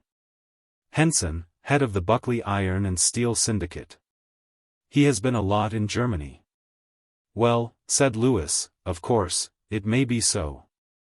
If it is so, it is terrible beyond words. Indeed, he found something horribly plausible in the story. It was an extraordinary plan, of course. An unheard of scheme, but it did not seem impossible. It was the Trojan horse on a gigantic scale. Indeed, he reflected. The story of the horse with the warriors concealed within it which was dragged into the heart of Troy by the deluded Trojans themselves might be taken as a prophetic parable of what had happened to England, if Henson's theory were well founded. And this theory certainly squared with what one had heard of German preparations in Belgium and in France, emplacements for guns ready for the invader. German manufactories which were really German forts on Belgian soil, the caverns by the Aisne made ready for the cannon. Indeed, Lewis thought he remembered something about suspicious concrete tennis courts on the heights commanding London. But a German army hidden under English ground. It was a thought to chill the stoutest heart. And it seemed from that wonder of the burning tree, that the enemy mysteriously and terribly present at Midlingham, was present also in Maer Ion. Lewis, thinking of the country as he knew it, of its wild and desolate hillsides, its deep woods, its wastes and solitary places, could not but confess that no more fit region could be found for the deadly enterprise of secret men. Yet, he thought again, there was but little harm to be done in Maer Ion to the armies of England or to their munitionment. They were working for panic terror? Possibly that might be so. But the camp under the highway? That should be their first object, and no harm had been done there.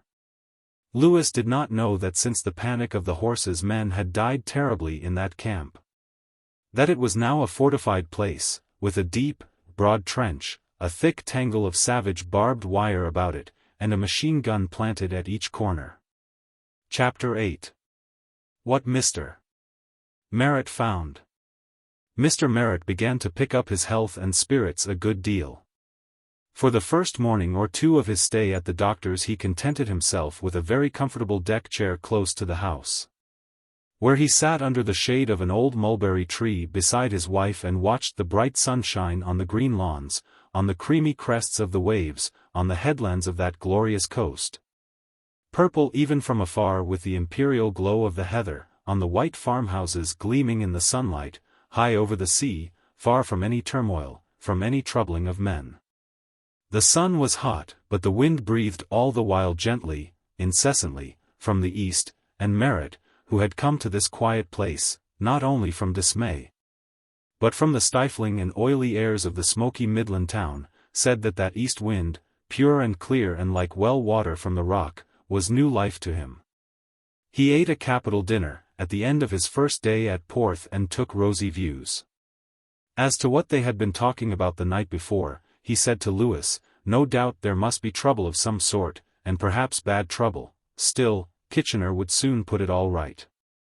So things went on very well. Merritt began to stroll about the garden, which was full of the comfortable spaces, groves, and surprises that only country gardens know. To the right of one of the terraces he found an arbor or summer-house covered with white roses, and he was as pleased as if he had discovered the pole. He spent a whole day there, smoking and lounging and reading a rubbishy sensational story, and declared that the Devonshire roses had taken many years off his age. Then on the other side of the garden there was a filbert grove that he had never explored on any of his former visits, and again there was a find. Deep in the shadow of the filberts was a bubbling well, issuing from rocks, and all manner of green, dewy ferns growing about it and above it, and an angelica springing beside it. Merritt knelt on his knees, and hollowed his hand and drank the well water. He said, over his port, that night that if all water were like the water of the filbert well the world would turn to teetotalism. It takes a townsman to relish the manifold and exquisite joys of the country. It was not till he began to venture abroad that Merritt found that something was lacking of the old rich peace that used to dwell in Maer Ion. He had a favorite walk which he never neglected, year after year. This walk led along the cliffs towards Mayros, and then one could turn inland and return to Porth by deep winding lanes that went over the Alt. So Merritt set out early one morning and got as far as a sentry box at the foot of the path that led up to the cliff. There was a sentry pacing up and down in front of the box, and he called on Merritt to produce his pass, or to turn back to the main road. Merritt was a good deal put out, and asked the doctor about this strict guard. And the doctor was surprised. I didn't know they had put their bar up there, he said. I suppose it's wise. We are certainly in the far west here, still, the Germans might slip round and raid us and do a lot of damage just because Maer Ion is the last place we should expect them to go for.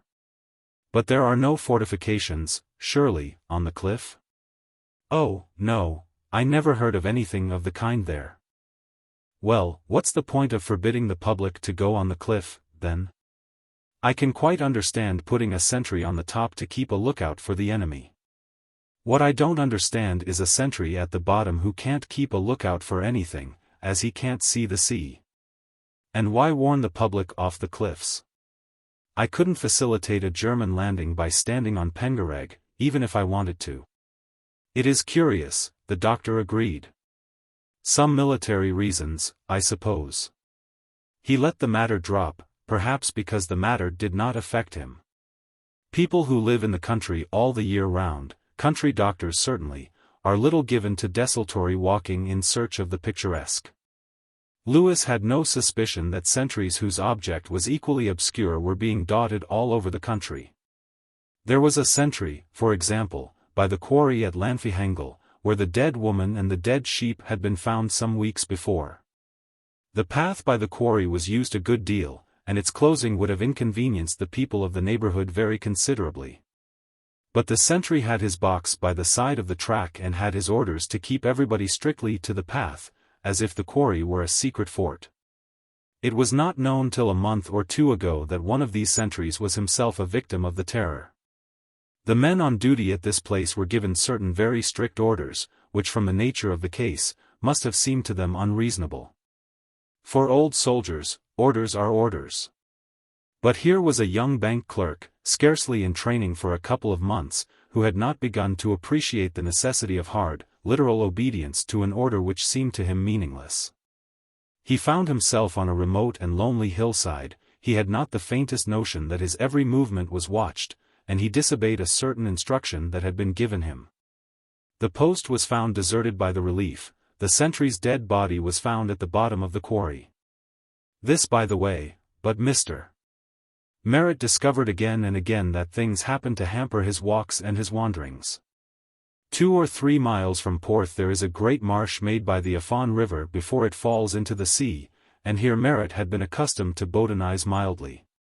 He had learned pretty accurately the causeways of solid ground that lead through the sea of swamp and ooze and soft yielding soil. And he set out one hot afternoon determined to make a thorough exploration of the marsh, and this time to find that rare bog bean, that he felt sure, must grow somewhere in its wide extent. He got into the by-road that skirts the marsh, and to the gate which he had always used for entrance. There was the scene as he had known it always, the rich growth of reeds and flags and rushes, the mild black cattle grazing on the islands of firm turf, the scented procession of the meadowsweet. The royal glory of the loosestrife, flaming pennons, crimson and golden, of the giant dock. But they were bringing out a dead man's body through the gate. A laboring man was holding open the gate on the marsh. Merritt, horrified, spoke to him and asked who it was, and how it had happened. They do say he was a visitor at Porth. Somehow he has been drowned in the marsh, whatever. But it's perfectly safe. I've been all over it a dozen times. Well, indeed, we did always think so. If you did slip by accident, like, and fall into the water, it was not so deep, it was easy enough to climb out again. And this gentleman was quite young, to look at him, poor man. And he has come to Machen for his pleasure and holiday and found his death in it. Did he do it on purpose? Is it suicide? They say he had no reasons to do that. Here the sergeant of police in charge of the party interposed, according to orders, which he himself did not understand. A terrible thing, sir, to be sure, and a sad pity. And I am sure this is not the sort of sight you have come to see down in Machen this beautiful summer. So don't you think, sir, that it would be more pleasant like, if you would leave us to this sad business of ours? I have heard many gentlemen staying in Porth say that there is nothing to beat the view from the hill over there, not in the whole of Wales. Everyone is polite in Machen, but somehow Merritt understood that, in English, this speech meant, move on. Merritt moved back to Porth. He was not in the humor for any idle, pleasurable strolling after so dreadful a meeting with death. He made some inquiries in the town about the dead man, but nothing seemed known of him. It was said that he had been on his honeymoon, that he had been staying at the Porth Castle Hotel. But the people of the hotel declared that they had never heard of such a person. Merritt got the local paper at the end of the week. There was not a word in it of any fatal accident in the marsh. He met the sergeant of police in the street. That officer touched his helmet with the utmost politeness and "Hope you are enjoying yourself, sir, indeed you do look a lot better already." But as to the poor man who was found drowned or stifled in the marsh, he knew nothing. The next day Merritt made up his mind to go to the marsh to see whether he could find anything to account for so strange a death. What he found was a man with an armlet standing by the gate. The armlet had the letters C.W. on it, which are understood to mean Coast Watcher. The watcher said he had strict instructions to keep everybody away from the marsh. Why? He didn't know, but some said that the river was changing its course since the new railway embankment was built, and the marsh had become dangerous to people who didn't know it thoroughly. "Indeed, sir," he added, "it is part of my orders not to set foot on the other side of that gate myself, not for one scrag end of a minute." Merritt glanced over the gate incredulously. The marsh looked as it had always looked, there was plenty of sound, hard ground to walk on, he could see the track that he used to follow as firm as ever. He did not believe in the story of the changing course of the river, and Lewis said he had never heard of anything of the kind. But Merritt had put the question in the middle of general conversation. He had not led up to it from any discussion of the death in the marsh, and so the doctor was taken unawares. If he had known of the connection in Merritt's mind between the alleged changing of the Affon's course and the tragical event in the marsh, no doubt he would have confirmed the official explanation. He was, above all things, anxious to prevent his sister and her husband from finding out that the invisible hand of terror that ruled at Midlingham was ruling also in Machen. Lewis himself had little doubt that the man who was found dead in the marsh had been struck down by the secret agency, whatever it was, that had already accomplished so much of evil. But it was a chief part of the terror that no one knew for certain that this or that particular event was to be ascribed to it.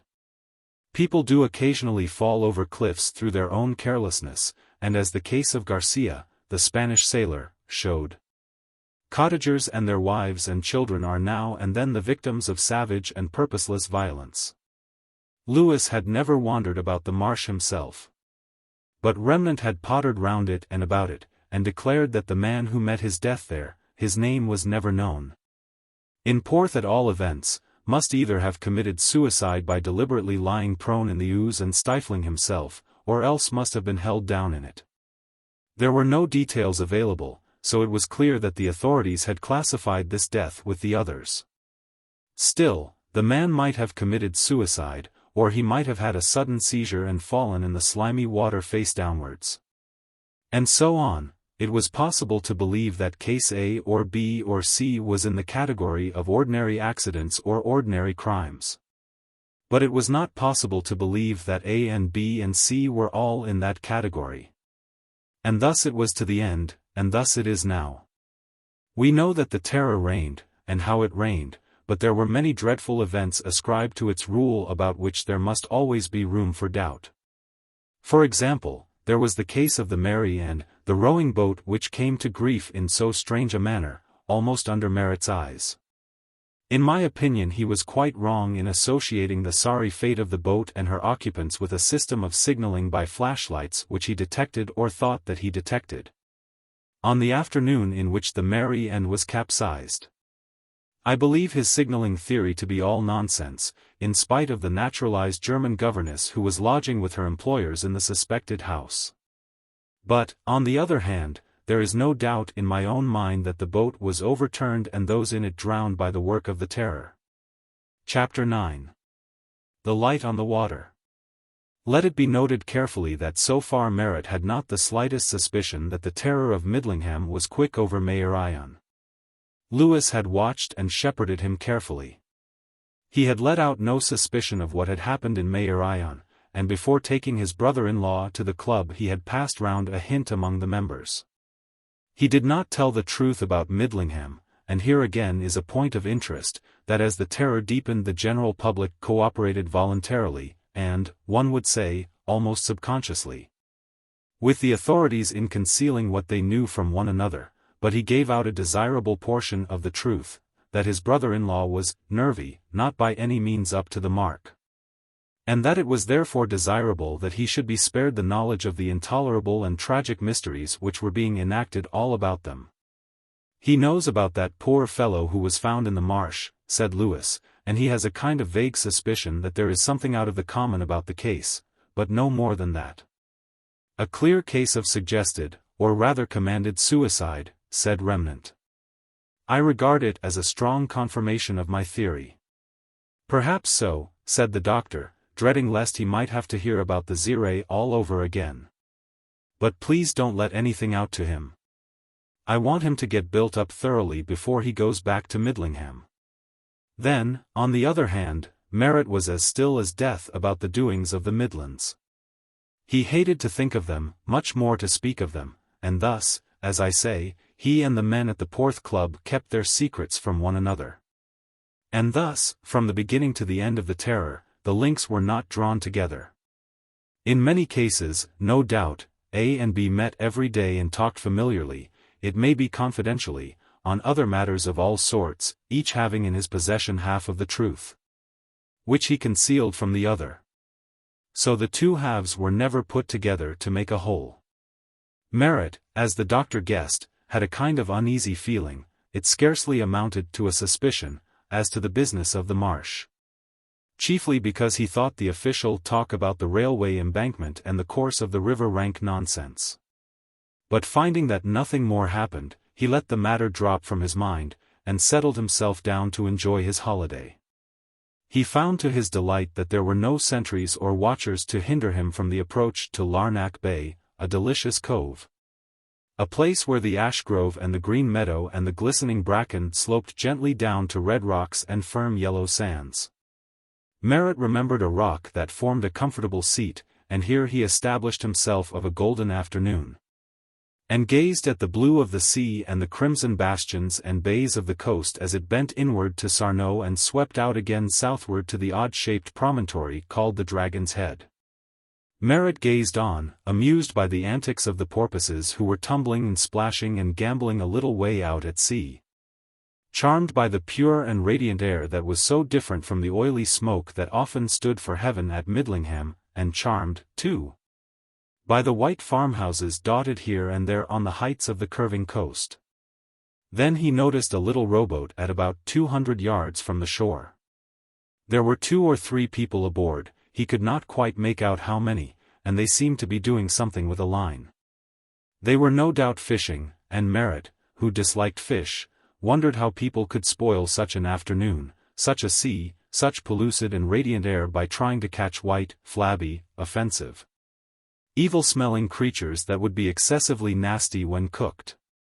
He puzzled over this problem and turned away from it to the contemplation of the crimson headlands. And then he says that he noticed that signaling was going on. Flashing lights of intense brilliance, he declares, were coming from one of those farms on the heights of the coast. It was as if white fire was spouting from it. Merritt was certain, as the light appeared and disappeared, that some message was being sent, and he regretted that he knew nothing of heliography. 3 short flashes, a long and very brilliant flash, then 2 short flashes. Merritt fumbled in his pocket for pencil and paper so that he might record these signals, and, bringing his eyes down to the sea level, he became aware, with amazement and horror, that the boat had disappeared. All that he could see was some vague, dark object far to westward, running out with the tide. Now it is certain, unfortunately, that the Mary End was capsized and that 2 schoolboys and the sailor in charge were drowned. The bones of the boat were found amongst the rocks far along the coast, and the 3 bodies were also washed ashore. The sailor could not swim at all, the boys only a little, and it needs an exceptionally fine swimmer to fight against the outward suck of the tide as it rushes past Pengareg Point. But I have no belief whatever in Merritt's theory. He held, and still holds, for all I know, that the flashes of light which he saw coming from Penarhall, the farmhouse o' the Height, had some connection with the disaster to the Mary Ann. When it was ascertained that a family were spending their summer at the farm, and that the governess was a German, though a long naturalized German, Merritt could not see that there was anything left to argue about, though there might be many details to discover. But, in my opinion, all this was a mere mare's nest.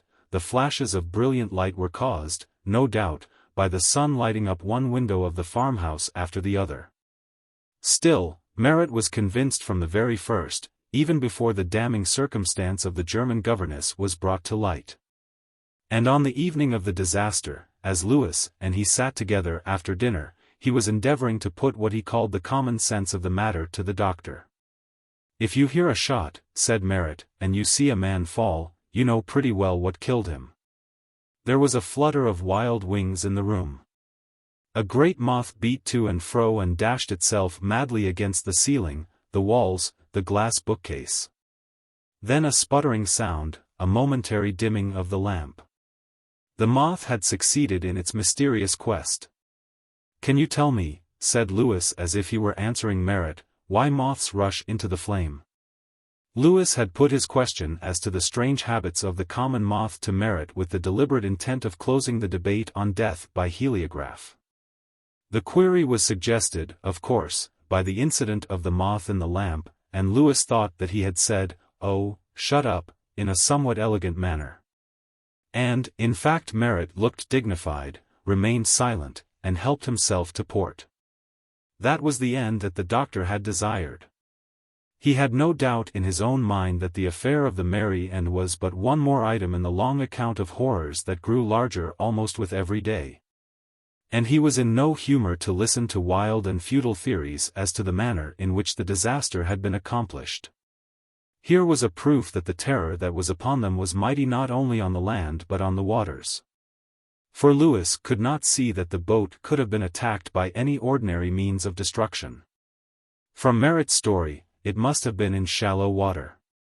The shore of Larnac Bay shelves very gradually, and the Admiralty charts showed the depth of water 200 yards out to be only 2 fathoms. This would be too shallow for a submarine. And it could not have been shelled, and it could not have been torpedoed. There was no explosion. The disaster might have been due to carelessness. Boys, he considered, will play the fool anywhere, even in a boat, but he did not think so. The sailor would have stopped them. And, it may be mentioned, that the 2 boys were as a matter of fact extremely steady, sensible young fellows, not in the least likely to play foolish tricks of any kind. Lewis was immersed in these reflections. Having successfully silenced his brother-in-law, he was trying in vain to find some clue to the horrible enigma. The Midlingham theory of a concealed German force, hiding in places under the earth, was extravagant enough, and yet it seemed the only solution that approached plausibility.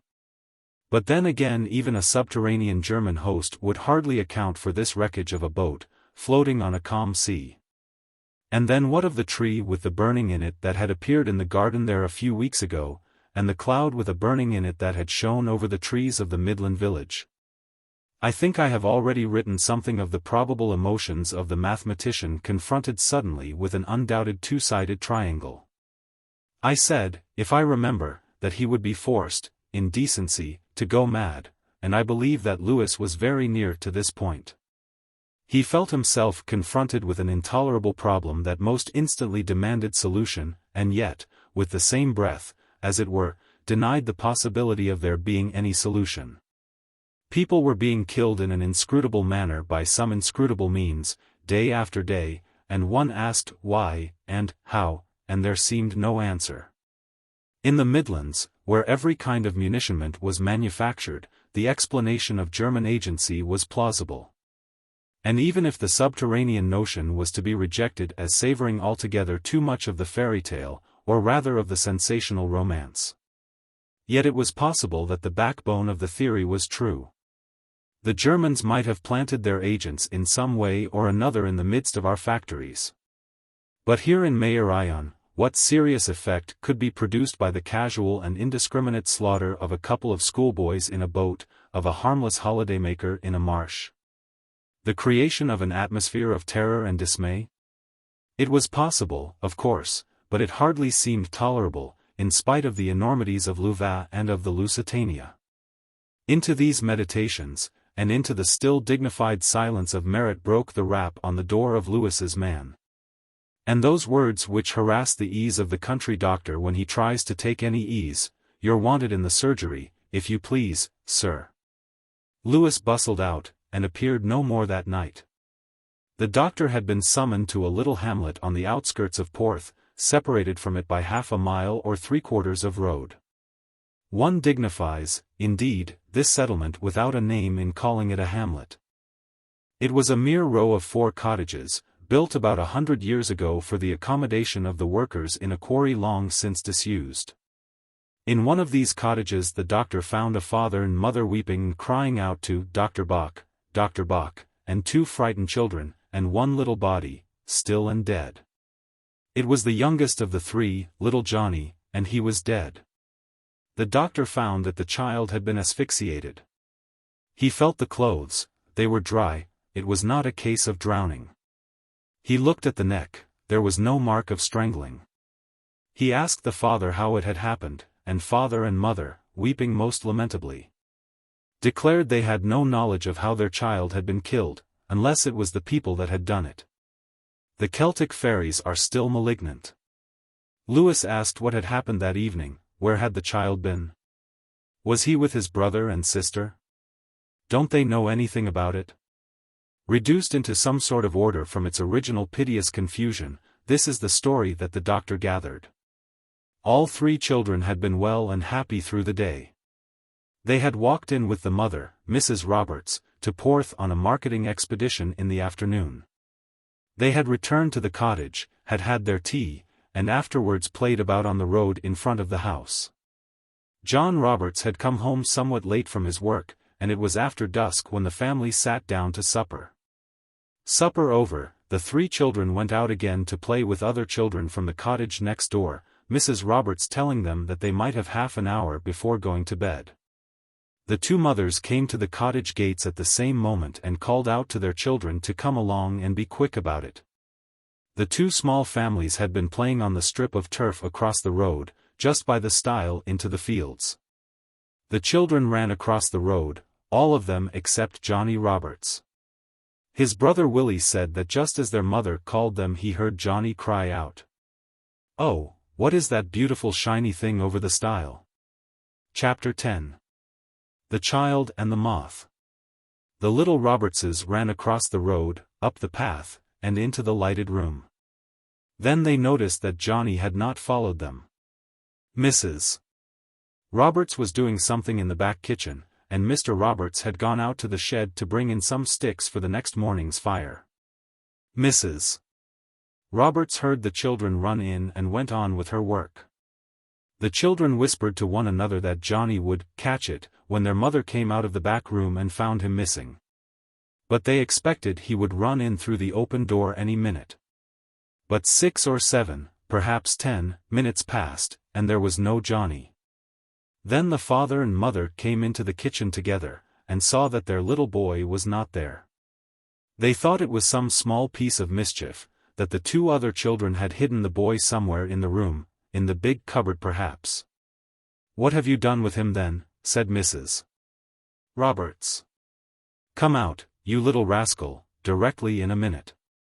There was no little rascal to come out, and Margaret Roberts, the girl, said that Johnny had not come across the road with them, he must be still playing all by himself by the hedge. "What did you let him stay like that for?" said Mrs. Roberts. "Can't I trust you for 2 minutes together? Indeed to goodness, you are all of you more trouble than you are worth." She went to the open door. "Johnny! Come you in directly, or you will be sorry for it. Johnny!" The poor woman called at the door. She went out to the gate and called there. "Come you, little Johnny. Come you, Bach Jen, there's a good boy. I do see you hiding there." She thought he must be hiding in the shadow of the hedge, and that he would come running and laughing, he was always such a happy little fellow, to her across the road. But no little merry figure danced out of the gloom of the still, dark night, it was all silence. It was then, as the mother's heart began to chill, though she still called cheerfully to the missing child, that the elder boy told how Johnny had said there was something beautiful by the stile, and perhaps he did climb over, and he is running now about the meadow, and has lost his way. The father got his lantern then, and the whole family went crying and calling about the meadow, promising cakes and sweets and a fine toy to poor Johnny if he would come to them. They found the little body, under the ash grove in the middle of the field. He was quite still and dead, so still that a great moth had settled on his forehead, fluttering away when they lifted him up. Dr. Lewis heard this story. There was nothing to be done. Little to be said to these most unhappy people. "Take care of the two that you have left to you," said the doctor as he went away. "Don't let them out of your sight if you can help it. It is dreadful times that we are living in." It is curious to record, that all through these dreadful times the simple little season went through its accustomed course at Porth. The war and its consequences had somewhat thinned the numbers of the summer visitors. Still a very fair contingent of them occupied the hotels and boarding-houses and lodging-houses and bathed from the old-fashioned machines on one beach, or from the new-fashioned tents on the other. And sauntered in the sun, or lay stretched out in the shade under the trees that grow down almost to the water's edge. Porth never tolerated Ethiopians or shows of any kind on its sands, but the Rockets did very well during that summer in their garden entertainment, given in the castle grounds. And the fit-up companies that came to the assembly rooms are said to have paid their bills to a woman and to a man. Porth depends very largely on its Midland and Northern custom of a prosperous, well-established sort. People who think Llandudno overcrowded and Colwyn Bay too raw and red and new, come year after year to the placid old town in the southwest and delight in its peace. And as I say, they enjoyed themselves much as usual there in the summer of 1915. Now and then they became conscious, as Mr. Merritt became conscious, that they could not wander about quite in the old way. But they accepted sentries and coast watchers and people who politely pointed out the advantages of seeing the view from this point rather than from that as very necessary consequences of the dreadful war that was being waged. Nay, as a Manchester man said, after having been turned back from his favourite walk to Castell Coch, it was gratifying to think that they were so well looked after.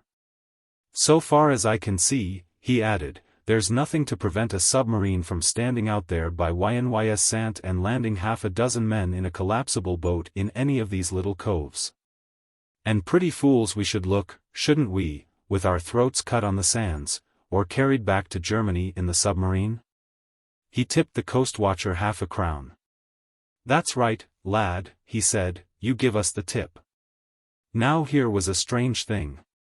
The North Countryman had his thoughts on elusive submarines and German raiders. The watcher had simply received instructions to keep people off the Castell Coch fields, without reason assigned. And there can be no doubt that the authorities themselves, while they marked out the fields as in the terror zone, gave their orders in the dark and were themselves profoundly in the dark as to the manner of the slaughter that had been done there. For if they had understood what had happened, they would have understood also that their restrictions were useless. The Manchester man was warned off his walk about 10 days after Johnny Roberts's death. The watcher had been placed at his post because, the night before, a young farmer had been found by his wife lying in the grass close to the castle, with no scar on him, nor any mark of violence, but stone dead. The wife of the dead man, Joseph Craddock, finding her husband lying motionless on the dewy turf, went white and stricken up the path to the village and got 2 men who bore the body to the farm. Lewis was sent for, and knew, at once when he saw the dead man that he had perished in the way that the little Roberts boy had perished, whatever that awful way might be. Craddock had been asphyxiated, and here again there was no mark of a grip on the throat. It might have been a piece of work by Burke and Hare, the doctor reflected. A pitch plaster might have been clapped over the man's mouth and nostrils and held there. Then a thought struck him. His brother-in-law had talked of a new kind of poison gas that was said to be used against the munition workers in the Midlands.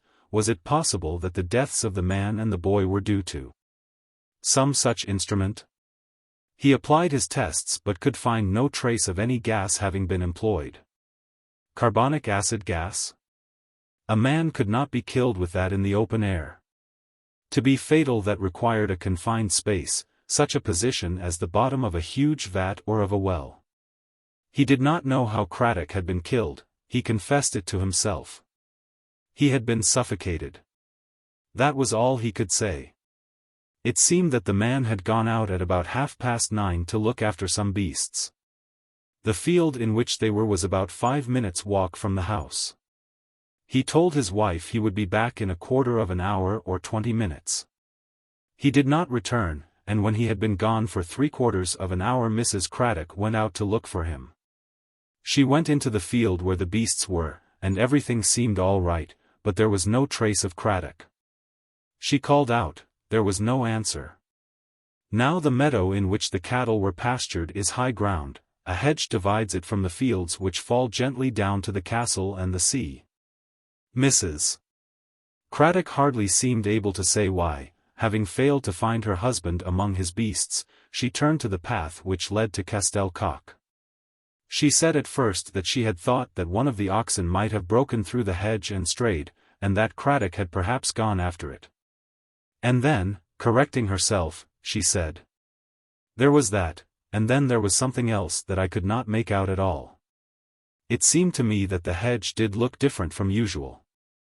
To be sure, things do look different at night, and there was a bit of sea mist about, but somehow it did look odd to me, and I said to myself, have I lost my way, then? She declared that the shape of the trees in the hedge appeared to have changed, and besides, it had a look, as if it was lighted up, somehow. And so she went on towards the stile to see what all this could be, and when she came near everything was as usual. She looked over the stile and called and hoped to see her husband coming towards her or to hear his voice. But there was no answer, and glancing down the path she saw, or thought she saw, some sort of brightness on the ground, a dim sort of light like a bunch of glowworms in a hedge bank. And so I climbed over the stile and went down the path, and the light seemed to melt away. And there was my poor husband lying on his back, saying not a word to me when I spoke to him and touched him. So for Louis the terror blackened and became altogether intolerable, and others, he perceived, felt as he did. He did not know, he never asked whether the men at the club had heard of these deaths of the child and the young farmer, but no one spoke of them. Indeed, the change was evident. At the beginning of the terror men spoke of nothing else, now it had become all too awful for ingenious chatter or labored and grotesque theories. And Louis had received a letter from his brother-in-law at Midlingham. It contained the sentence, I am afraid Fanny's health has not greatly benefited by her visit to Porth. There are still several symptoms I don't at all like. And this told him, in a phraseology that the doctor and Merritt had agreed upon, that the terror remained heavy in the Midland town. It was soon after the death of Craddock that people began to tell strange tales of a sound that was to be heard of nights about the hills and valleys to the northward of Porth. A man who had missed the last train from Mayrose and had been forced to tramp the 10 miles between Mayrose and Porth seems to have been the first to hear it. He said he had got to the top of the hill by Tredonoc, somewhere between 10:30 and 11, when he first noticed an odd noise that he could not make out at all. It was like a shout, a long, drawn-out, dismal wail coming from a great way off, faint with distance. He stopped to listen, thinking at first that it might be owls hooting in the woods. But it was different, he said, from that. It was a long cry, and then there was silence and then it began over again. He could make nothing of it, and feeling frightened, he did not quite know of what, he walked on briskly and was glad to see the lights of Porth Station.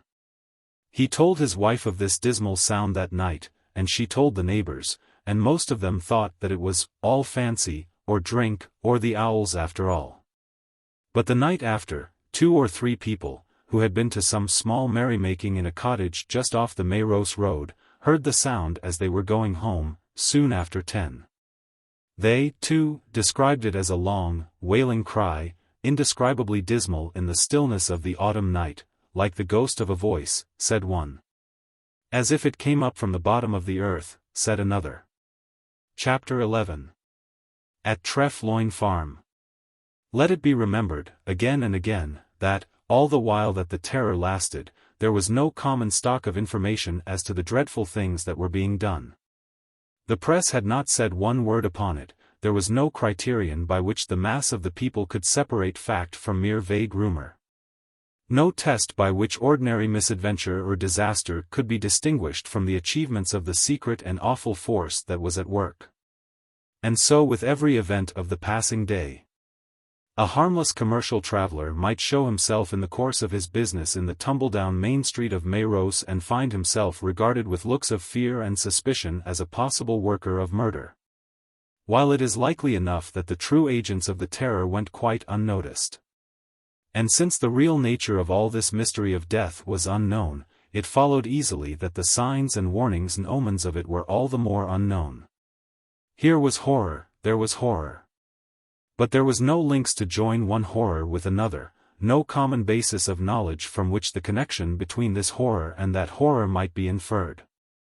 So there was no one who suspected at all that this dismal and hollow sound that was now heard of nights in the region to the north of Porth had any relation at all to the case of the little girl who went out one afternoon to pick purple flowers and never returned. Or to the case of the man whose body was taken out of the peaty slime of the marsh, or to the case of Craddock, dead in his fields, with a strange glimmering of light about his body. As his wife reported.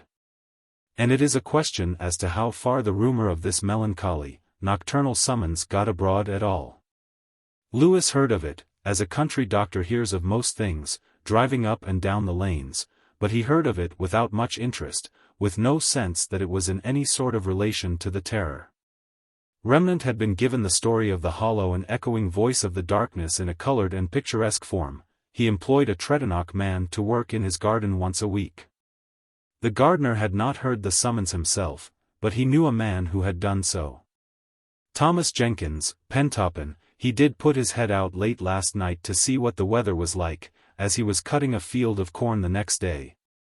And he did tell me that when he was with the Methodists in Cardigan he did never hear no singing eloquence in the chapels that was like to it. He did declare it was like a wailing of Judgment Day. Remnant considered the matter, and was inclined to think that the sound must be caused by a subterranean inlet of the sea. There might be, he supposed, an imperfect or half-opened or tortuous blowhole in the Tredonoc woods, and the noise of the tide, surging up below, might very well produce that effect of a hollow wailing, far away. But neither he nor anyone else paid much attention to the matter, save the few who heard the call at dead of night, as it echoed awfully over the Black Hills. The sound had been heard for 3 or perhaps 4 nights. When the people coming out of Tredonoc Church after morning service on Sunday noticed that there was a big yellow sheepdog in the churchyard. The dog, it appeared, had been waiting for the congregation, for it at once attached itself to them, at first to the whole body, and then to a group of half a dozen who took the turning to the right.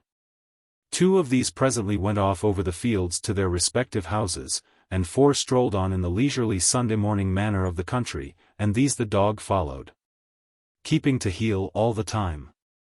The men were talking hay, corn and markets and paid no attention to the animal, and so they strolled along the autumn lane till they came to a gate in the hedge, whence a roughly made farm road went through the fields, and dipped down into the woods and to Treff Loyne Farm. Then the dog became like a possessed creature. He barked furiously. He ran up to one of the men and looked up at him, as if he were begging for his life, as the man said, and then rushed to the gate and stood by it, wagging his tail and barking at intervals. The men stared and laughed. "Whose dog will that be?" said one of them. "It will be Thomas Griffith's, Treff Loyne," said another. "Well, then, why doesn't he go home?" "Go home then." He went through the gesture of picking up a stone from the road and throwing it at the dog. "Go home, then. Over the gate with you." But the dog never stirred. He barked and whined and ran up to the men and then back to the gate. At last he came to one of them, and crawled and abased himself on the ground and then took hold of the man's coat and tried to pull him in the direction of the gate. The farmer shook the dog off, and the 4 went on their way, and the dog stood in the road and watched them and then put up its head and uttered a long and dismal howl that was despair. The 4 farmers thought nothing of it. Sheepdogs in the country are dogs to look after sheep, and their whims and fancies are not studied. But the yellow dog, he was a kind of degenerate collie, haunted the Tredonoc lanes from that day. He came to a cottage door one night and scratched at it, and when it was opened lay down, and then, barking, ran to the garden gate and waited, entreating, as it seemed, the Katager to follow him. They drove him away and again he gave that long howl of anguish. It was almost as bad, they said, as the noise that they had heard a few nights before. And then it occurred to somebody, so far as I can make out with no particular reference to the odd conduct of the Treff Loyne sheepdog, that Thomas Griffith had not been seen for some time past. He had missed market day at Porth, he had not been at Tredonock Church, where he was a pretty regular attendant on Sunday. And then, as heads were put together, it appeared that nobody had seen any of the Griffith family for days and days. Now in a town, even in a small town, this process of putting heads together is a pretty quick business. In the country, especially in a countryside of wild lands and scattered and lonely farms and cottages, the affair takes time. Harvest was going on, everybody was busy in his own fields, and after the long day's hard work neither the farmer nor his men felt inclined to stroll about in search of news or gossip. A harvester at the day's end is ready for supper and sleep and for nothing else. And so it was late in that week when it was discovered that Thomas Griffith and all his house had vanished from this world. I have often been reproached for my curiosity over questions which are apparently of slight importance, or of no importance at all. I love to inquire, for instance, into the question of the visibility of a lighted candle at a distance. Suppose, that is, a candle lighted on a still, dark night in the country. What is the greatest distance at which you can see that there is a light at all? And then as to the human voice. What is its carrying distance, under good conditions, as a mere sound, apart from any matter of making out words that may be uttered? They are trivial questions, no doubt, but they have always interested me, and the latter point has its application to the strange business of Treff Loyne. That melancholy and hollow sound, that wailing summons that appalled the hearts of those who heard it was, indeed, a human voice, produced in a very exceptional manner. And it seems to have been heard at points varying from 1.5 miles to 2 miles from the farm. I do not know whether this is anything extraordinary. I do not know whether the peculiar method of production was calculated to increase or to diminish the carrying power of the sound. Again and again I have laid emphasis in this story of the terror on the strange isolation of many of the farms and cottages in Machen. I have done so in the effort to convince the townsman of something that he has never known. To the Londoner a house 1/4 mile from the outlying suburban lamp, with no other dwelling within 200 yards, is a lonely house, a place to fit with ghosts and mysteries and terrors. How can he understand then, the true loneliness of the white farmhouses of Machen, dotted here and there, for the most part not even on the little lanes and deep winding byways, but set in the very heart of the fields, or alone on huge bastioned headlands facing the sea, and whether on the high verge of the sea or on the hills or in the hollows of the inner country. Hidden from the sight of men, far from the sound of any common call. There is Pennerhall, for example, the farm from which the foolish Merritt thought he saw signals of light being made. From seaward it is of course, widely visible. But from landward, owing partly to the curving and indented configuration of the bay, I doubt whether any other habitation views it from a nearer distance than 3 miles. And of all these hidden and remote places, I doubt if any is so deeply buried as Treff Loyne. I have little or no Welsh, I am sorry to say, but I suppose that the name is corrupted from Trelwyn, or Trefwylwyn, the place in the grove, and, indeed, it lies in the very heart of dark, overhanging woods. A deep, narrow valley runs down from the high lands of the Alt, through these woods, through steep hillsides of bracken and gorse, right down to the great marsh, whence Merritt saw the dead man being carried. The valley lies away from any road, even from that by-road, little better than a bridle path, where the 4 farmers, returning from church were perplexed by the strange antics of the sheepdog.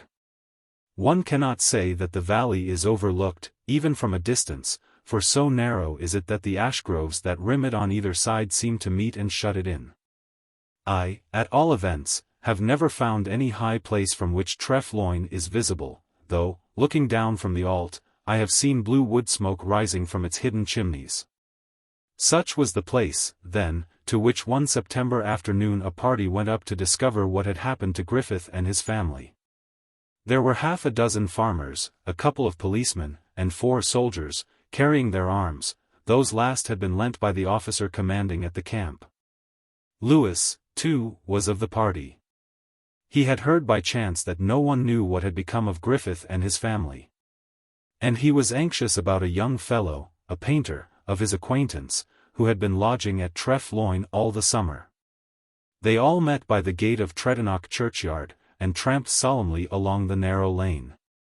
All of them, I think, with some vague discomfort of mind, with a certain shadowy fear, as of men who do not quite know what they may encounter. Lewis heard the corporal and the 3 soldiers arguing over their orders. "The captain says to me," muttered the corporal, "don't hesitate to shoot if there's any trouble." "Shoot what, sir?" I says. "The trouble," says he, and that's all I could get out of him. The men grumbled in reply. Lewis thought he heard some obscure reference to rat poison, and wondered what they were talking about. They came to the gate in the hedge, where the farm road led down to Treff Loyne. They followed this track, roughly made, with grass growing up between its loosely laid stones, down by the hedge from field to wood, till at last they came to the sudden walls of the valley, and the sheltering groves of the ash trees. Here the way curved down the steep hillside, and bent southward, and followed henceforward the hidden hollow of the valley, under the shadow of the trees. Here was the farm enclosure. The outlying walls of the yard and the barns and sheds and outhouses. One of the farmers threw open the gate and walked into the yard, and forthwith began bellowing at the top of his voice. "Thomas Griffith! Thomas Griffith! Where be you, Thomas Griffith?" The rest followed him. The corporal snapped out an order over his shoulder, and there was a rattling metallic noise as the men fixed their bayonets and became in an instant dreadful dealers out of death, in place of harmless fellows with a feeling for beer. "Thomas Griffith," again bellowed the farmer. There was no answer to this summons. But they found poor Griffith lying on his face at the edge of the pond in the middle of the yard. There was a ghastly wound in his side, as if a sharp stake had been driven into his body. Chapter 12. The Letter of Wrath. It was a still September afternoon. No wind stirred in the hanging woods that were dark all about the ancient house of Treff Loyne. The only sound in the dim air was the lowing of the cattle. They had wandered, it seemed, from the fields and had come in by the gate of the farmyard and stood there melancholy, as if they mourned for their dead master. And the horses. For great, heavy, patient-looking beasts they were there too, and in the lower field the sheep were standing, as if they waited to be fed. "You would think they all knew there was something wrong," one of the soldiers muttered to another.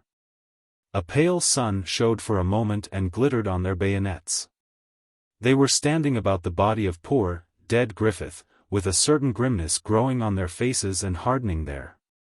Their corporal snapped something at them again. They were quite ready. Lewis knelt down by the dead man and looked closely at the great gaping wound in his side. "He's been dead a long time," he said. "A week, 2 weeks, perhaps. He was killed by some sharp-pointed weapon." "How about the family? How many are there of them?" "I never attended them. There was Griffith, and his wife, and his son Thomas and Mary Griffith, his daughter. And I do think there was a gentleman lodging with them this summer." That was from one of the farmers.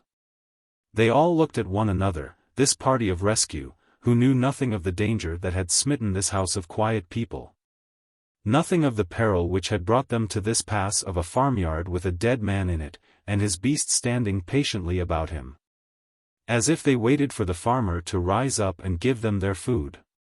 Then the party turned to the house. It was an old, 16th-century building, with the singular round, Flemish, chimney that is characteristic of Meir Ion. The walls were snowy with whitewash, the windows were deeply set and stone-mullioned, and a solid stone-tiled porch sheltered the doorway from any winds that might penetrate to the hollow of that hidden valley. The windows were shut tight. There was no sign of any life or movement about the place. The party of men looked at one another, and the churchwarden amongst the farmers, the sergeant of police, Lewis, and the corporal drew together. "What is it to goodness, doctor?" said the churchwarden. "I can tell you nothing at all, except that poor man there has been pierced to the heart," said Lewis. "Do you think they are inside and they will shoot us?" said another farmer. He had no notion of what he meant by they, and no one of them knew better than he. They did not know what the danger was, or where it might strike them, or whether it was from without or from within. They stared at the murdered man, and gazed dismally at one another. "Come," said Lewis, "we must do something. We must get into the house and see what is wrong." "Yes, but suppose they are at us while we are getting in," said the sergeant. "Where shall we be then, Dr. Lewis?" The corporal put one of his men by the gate at the top of the farmyard, another at the gate by the bottom of the farmyard, and told them to challenge and shoot. The doctor and the rest opened the little gate of the front garden and went up to the porch and stood listening by the door. It was all dead silence. Lewis took an ash stick from one of the farmers and beat heavily 3 times on the old, black, oaken door studded with antique nails. He struck 3 thundering blows, and then they all waited. There was no answer from within. He beat again, and still silence. He shouted to the people within, but there was no answer. They all turned and looked at one another, that party of quest and rescue who knew not what they sought, what enemy they were to encounter. There was an iron ring on the door. Lewis turned it, but the door stood fast. It was evidently barred and bolted.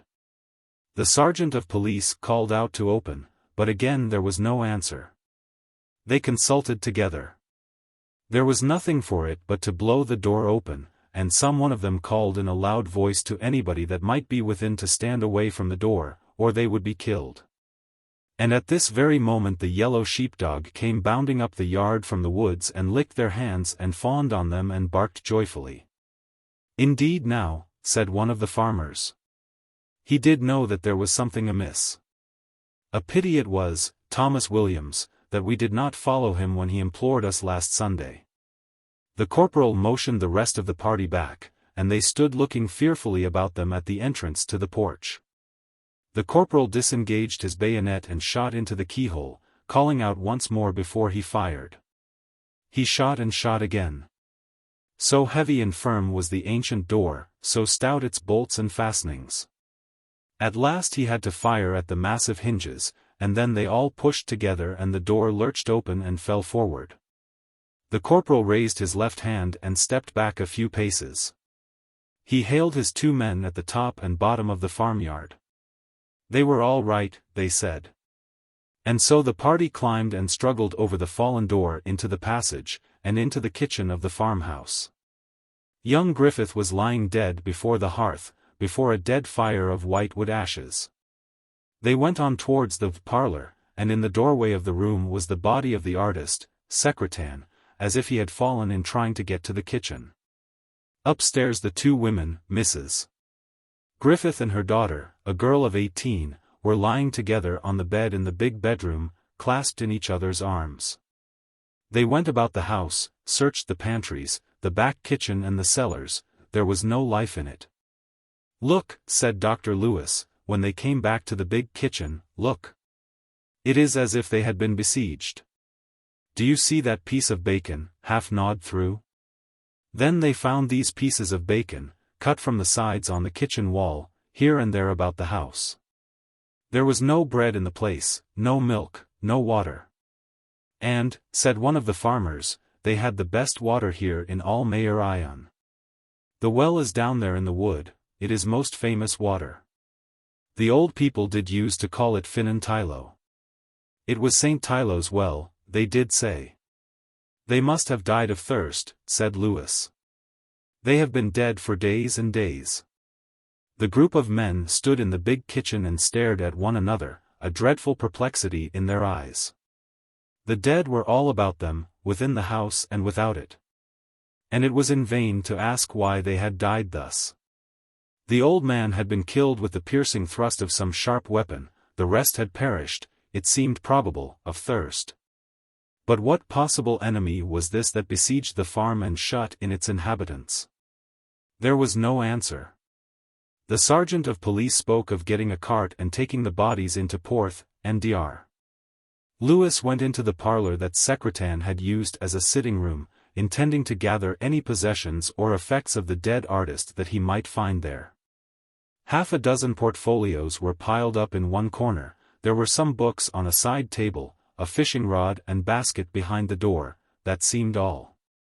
No doubt there would be clothes and such matters upstairs, and Lewis was about to rejoin the rest of the party in the kitchen, when he looked down at some scattered papers lying with the books on the side table. On one of the sheets he read to his astonishment the words, Dr. James Lewis, Porth. This was written in a staggering trembling scrawl, and examining the other leaves he saw that they were covered with writing. The table stood in a dark corner of the room, and Lewis gathered up the sheets of paper and took them to the window ledge and began to read, amazed at certain phrases that had caught his eye.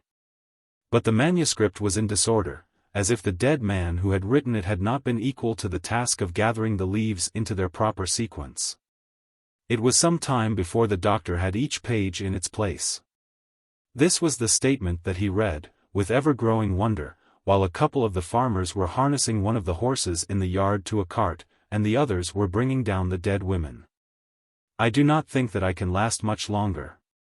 We shared out the last drops of water a long time ago. I do not know how many days ago.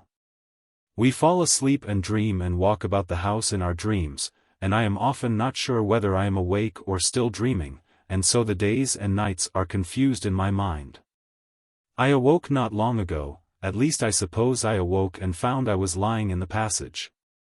I had a confused feeling that I had had an awful dream which seemed horribly real, and I thought for a moment what a relief it was to know that it wasn't true, whatever it might have been. I made up my mind to have a good long walk to freshen myself up, and then I looked round and found that I had been lying on the stones of the passage, and it all came back to me. There was no walk for me. I have not seen Mrs. Griffith or her daughter for a long while. They said they were going upstairs to have a rest. I heard them moving about the room at first, now I can hear nothing. Young Griffith is lying in the kitchen, before the hearth. He was talking to himself about the harvest and the weather when I last went into the kitchen. He didn't seem to know I was there, as he went gabbling on in a low voice very fast, and then he began to call the dog, Tiger. There seems no hope for any of us. We are in the dream of death. Here the manuscript became unintelligible for half a dozen lines. Secretan had written the words dream of death 3 or 4 times over. He had begun a fresh word and had scratched it out, and then followed strange, unmeaning characters, the script, as Lewis thought, of a terrible language. And then the writing became clear, clearer than it was at the beginning of the manuscript, and the sentences flowed more easily, as if the cloud on Secretan's mind had lifted for a while. There was a fresh start, as it were, and the writer began again, in ordinary letter form. Dear Lewis, I hope you will excuse all this confusion and wandering. I intended to begin a proper letter to you, and now I find all that stuff that you have been reading, if this ever gets into your hands. I have not the energy even to tear it up. If you read it you will know to what a sad pass I had come when it was written. It looks like delirium or a bad dream, and even now, though my mind seems to have cleared up a good deal, I have to hold myself in tightly to be sure that the experiences of the last days in this awful place are true, real things. Not a long nightmare from which I shall wake up presently and find myself in my rooms at Chelsea. I have said of what I am writing, if it ever gets into your hands, and I am not at all sure that it ever will. If what is happening here is happening everywhere else, then I suppose, the world is coming to an end. I cannot understand it, even now I can hardly believe it. I know that I dream such wild dreams and walk in such mad fancies that I have to look out and look about me to make sure that I am not still dreaming. Do you remember that talk we had about 2 months ago when I dined with you? We got on, somehow or other, to space and time, and I think we agreed that as soon as one tried to reason about space and time one was landed in a maze of contradictions. You said something to the effect that it was very curious, but this was just like a dream. A man will sometimes wake himself from his crazy dream, you said, by realizing that he is thinking nonsense. And we both wondered whether these contradictions that one can't avoid if one begins to think of time and space may not really be proofs that the whole of life is a dream. And the moon and the stars bits of nightmare. I have often thought over that lately. I kick at the walls as Dr. Johnson kicked at the stone, to make sure that the things about me are there. And then that other question gets into my mind, is the world really coming to an end, the world as we have always known it, and what on earth will this new world be like? I can't imagine it. It's a story like Noah's Ark and the flood. People used to talk about the end of the world and fire, but no one ever thought of anything like this. And then there's another thing that bothers me. Now and then I wonder whether we are not all mad together in this house. In spite of what I see and know, or, perhaps, I should say, because what I see and know is so impossible, I wonder whether we are not all suffering from a delusion. Perhaps we are our own jailers, and we are really free to go out and live. Perhaps what we think we see is not there at all. I believe I have heard of whole families going mad together, and I may have come under the influence of the house, having lived in it for the last 4 months. I know there have been people who have been kept alive by their keepers forcing food down their throats, because they are quite sure that their throats are closed, so that they feel they are unable to swallow a morsel. I wonder now and then whether we are all like this in Treff Loyne, yet in my heart I feel sure that it is not so. Still, I do not want to leave a madman's letter behind me, and so I will not tell you the full story of what I have seen, or believe I have seen. If I am a sane man, you will be able to fill in the blanks for yourself from your own knowledge. If I am mad, burn the letter and say nothing about it.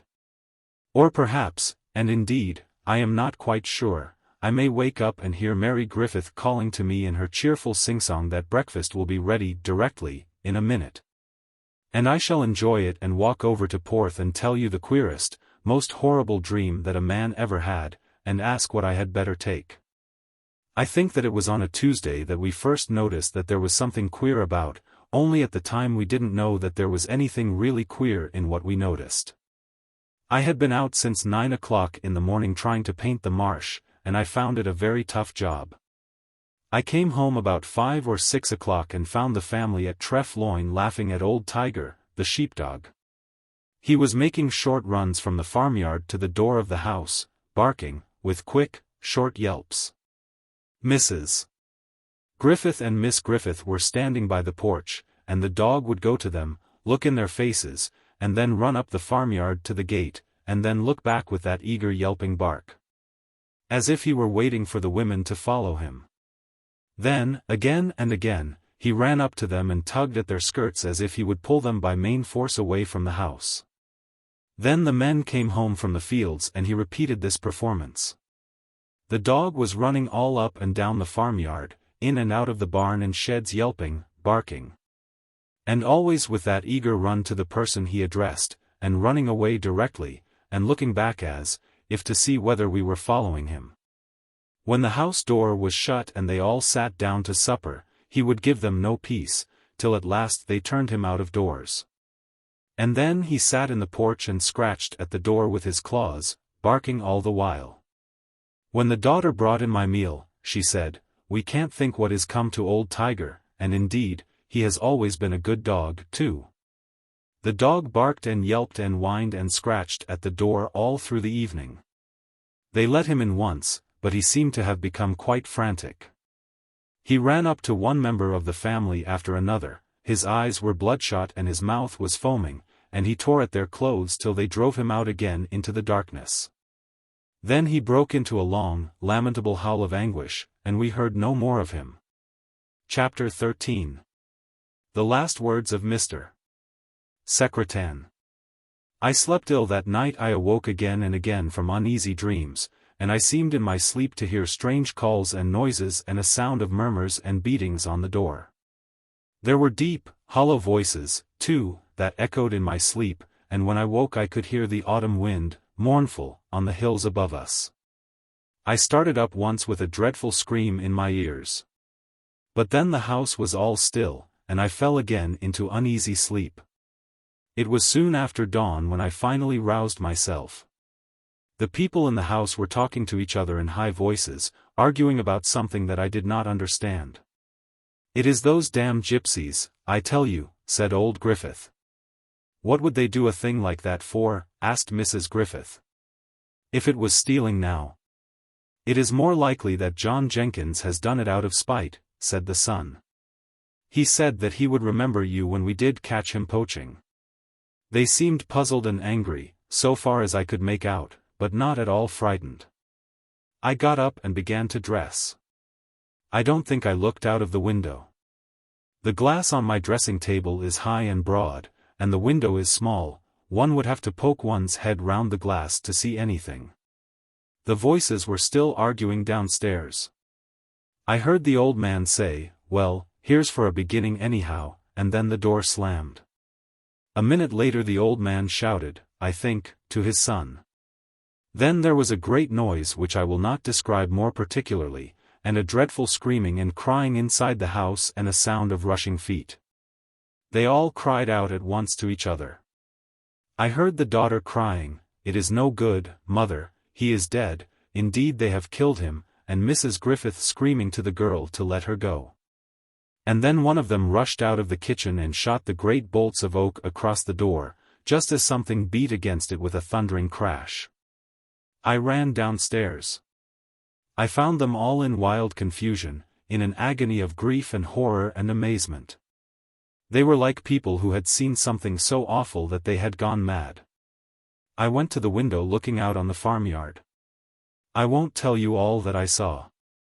But I saw poor old Griffith lying by the pond, with the blood pouring out of his side. I wanted to go out to him and bring him in. But they told me that he must be stone dead, and such things also that it was quite plain that anyone who went out of the house would not live more than a moment.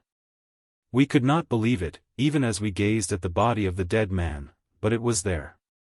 I used to wonder sometimes what one would feel like if one saw an apple drop from the tree and shoot up into the air and disappear. I think I know now how one would feel. Even then we couldn't believe that it would last. We were not seriously afraid for ourselves.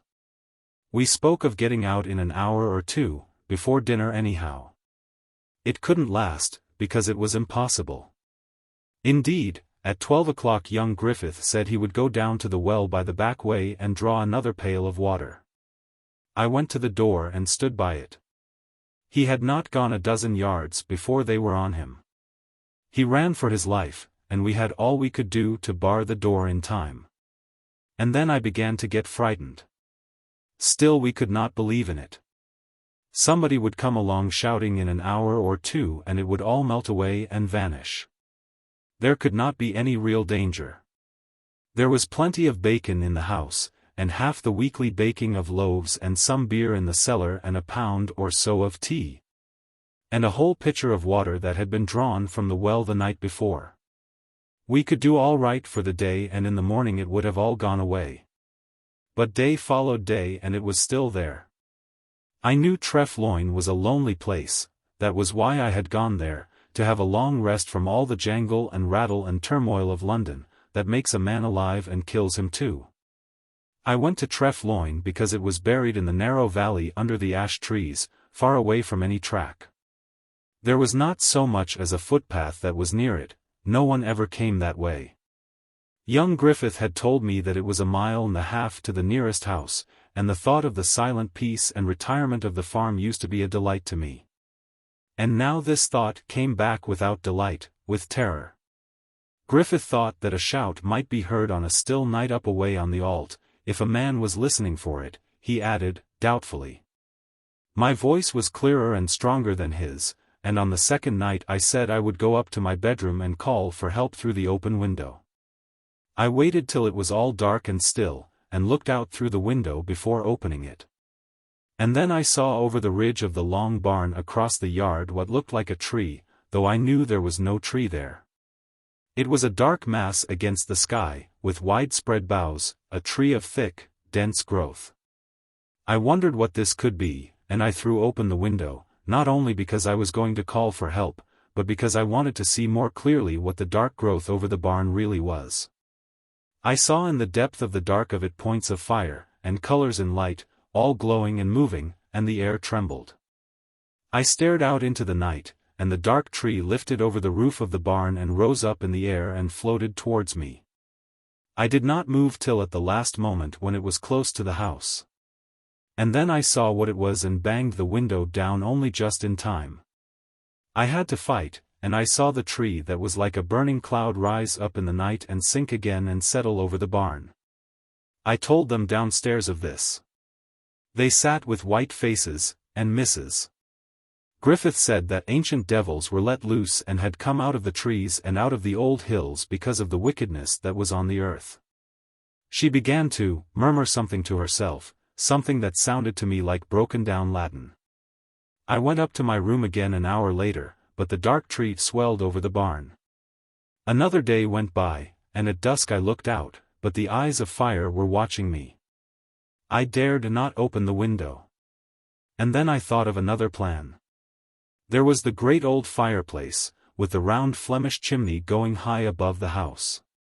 If I stood beneath it and shouted, I thought perhaps the sound might be carried better than if I called out of the window, for all I knew the round chimney might act as a sort of megaphone. Night after night, then, I stood in the hearth and called for help from 9 o'clock to 11. I thought of the lonely place, deep in the valley of the ash trees, of the lonely hills and lands about it. I thought of the little cottages far away and hoped that my voice might reach to those within them. I thought of the winding lane high on the Alt, and of the few men that came there of nights. But I hoped that my cry might come to one of them. But we had drunk up the beer, and we would only let ourselves have water by little drops, and on the fourth night my throat was dry, and I began to feel strange and weak. I knew that all the voice I had in my lungs would hardly reach the length of the field by the farm. It was then we began to dream of wells and fountains, and water coming very cold, in little drops, out of rocky places in the middle of a cool wood. We had given up all meals. Now and then one would cut a lump from the sides of bacon on the kitchen wall and chew a bit of it, but the saltness was like fire. There was a great shower of rain one night. The girl said we might open a window and hold out bowls and basins and catch the rain. I spoke of the cloud with burning eyes. She said, we will go to the window in the dairy at the back, and one of us can get some water at all events. She stood up with her basin on the stone slab in the dairy and looked out and heard the plashing of the rain, falling very fast. And she unfastened the catch of the window and had just opened it gently with one hand, for about an inch, and had her basin in the other hand. And then, said she, there was something that began to tremble and shudder and shake as it did when we went to the choral festival at St. Tylo's, and the organ played, and there was the cloud and the burning close before me. And then we began to dream, as I say. I woke up in my sitting room one hot afternoon when the sun was shining, and I had been looking and searching in my dream all through the house. And I had gone down to the old cellar that wasn't used, the cellar with the pillars and the vaulted room, with an iron pike in my hand. Something said to me that there was water there, and in my dream I went to a heavy stone by the middle pillar and raised it up, and there beneath was a bubbling well of cold, clear water. And I had just hollowed my hand to drink it when I woke. I went into the kitchen and told young Griffith. I said I was sure there was water there. He shook his head, but he took up the great kitchen poker and we went down to the old cellar. I showed him the stone by the pillar, and he raised it up. But there was no well. Do you know, I reminded myself of many people whom I have met in life. I would not be convinced. I was sure that, after all, there was a well there. They had a butcher's cleaver in the kitchen and I took it down to the old cellar and hacked at the ground with it. The others didn't interfere with me. We were getting past that. We hardly ever spoke to one another. Each one would be wandering about the house, upstairs and downstairs, each one of us, I suppose, bent on his own foolish plan and mad design, but we hardly ever spoke. Years ago, I was an actor for a bit, and I remember how it was on first nights.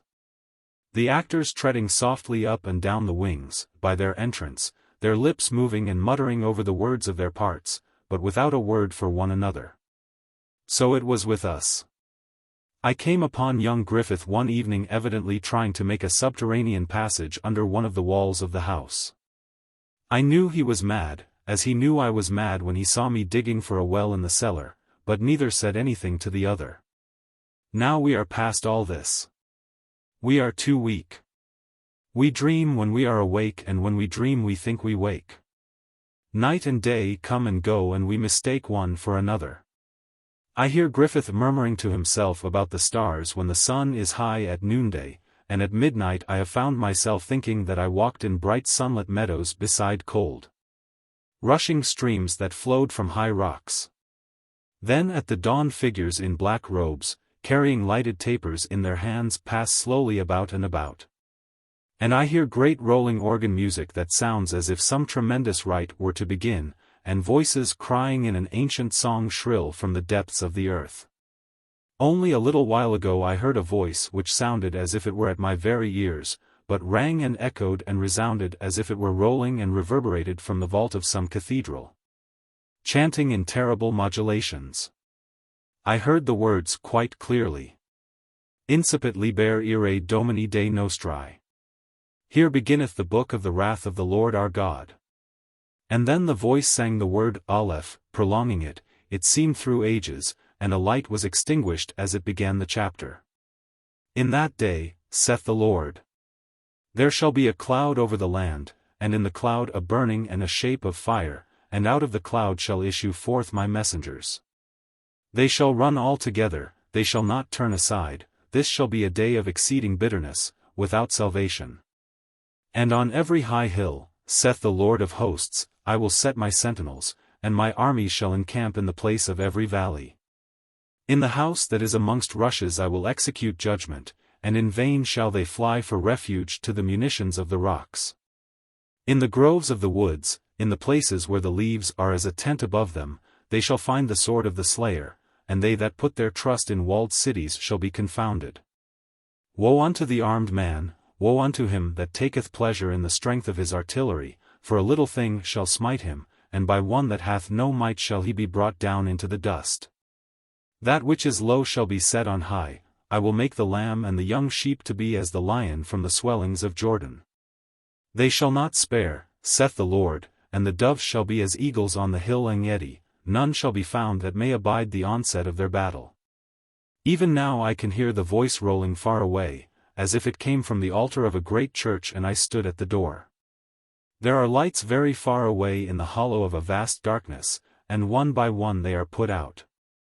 I hear a voice chanting again with that endless modulation that climbs and aspires to the stars, and shines there, and rushes down to the dark depths of the earth, again to ascend. The word is Zain. Here the manuscript lapsed again, and finally into utter, lamentable confusion. There were scrawled lines wavering across the page on which Secretan seemed to have been trying to note the unearthly music that swelled in his dying ears. As the scrapes and scratches of ink showed, he had tried hard to begin a new sentence. The pen had dropped at last out of his hand upon the paper, leaving a blot and a smear upon it. Lewis heard the tramp of feet along the passage. They were carrying out the dead to the cart. Chapter 14. The End of the Terror. Dar. Lewis maintained that we should never begin to understand the real significance of life until we began to study just those aspects of it which we now dismiss and overlook as utterly inexplicable, and therefore unimportant. We were discussing a few months ago the awful shadow of the terror which at length had passed away from the land. I had formed my opinion, partly from observation, partly from certain facts which had been communicated to me, and the passwords having been exchanged. I found that Lewis had come by very different ways to the same end. And yet, he said, it is not a true end, or rather, it is like all the ends of human inquiry, it leads one to a great mystery. We must confess that what has happened might have happened at any time in the history of the world. It did not happen till a year ago as a matter of fact, and therefore we made up our minds that it never could happen, or, one would better say, it was outside the range even of imagination. But this is our way. Most people are quite sure that the Black Death, otherwise the plague, will never invade Europe again. They have made up their complacent minds that it was due to dirt and bad drainage. As a matter of fact, the plague had nothing to do with dirt or with drains. And there is nothing to prevent its ravaging England tomorrow.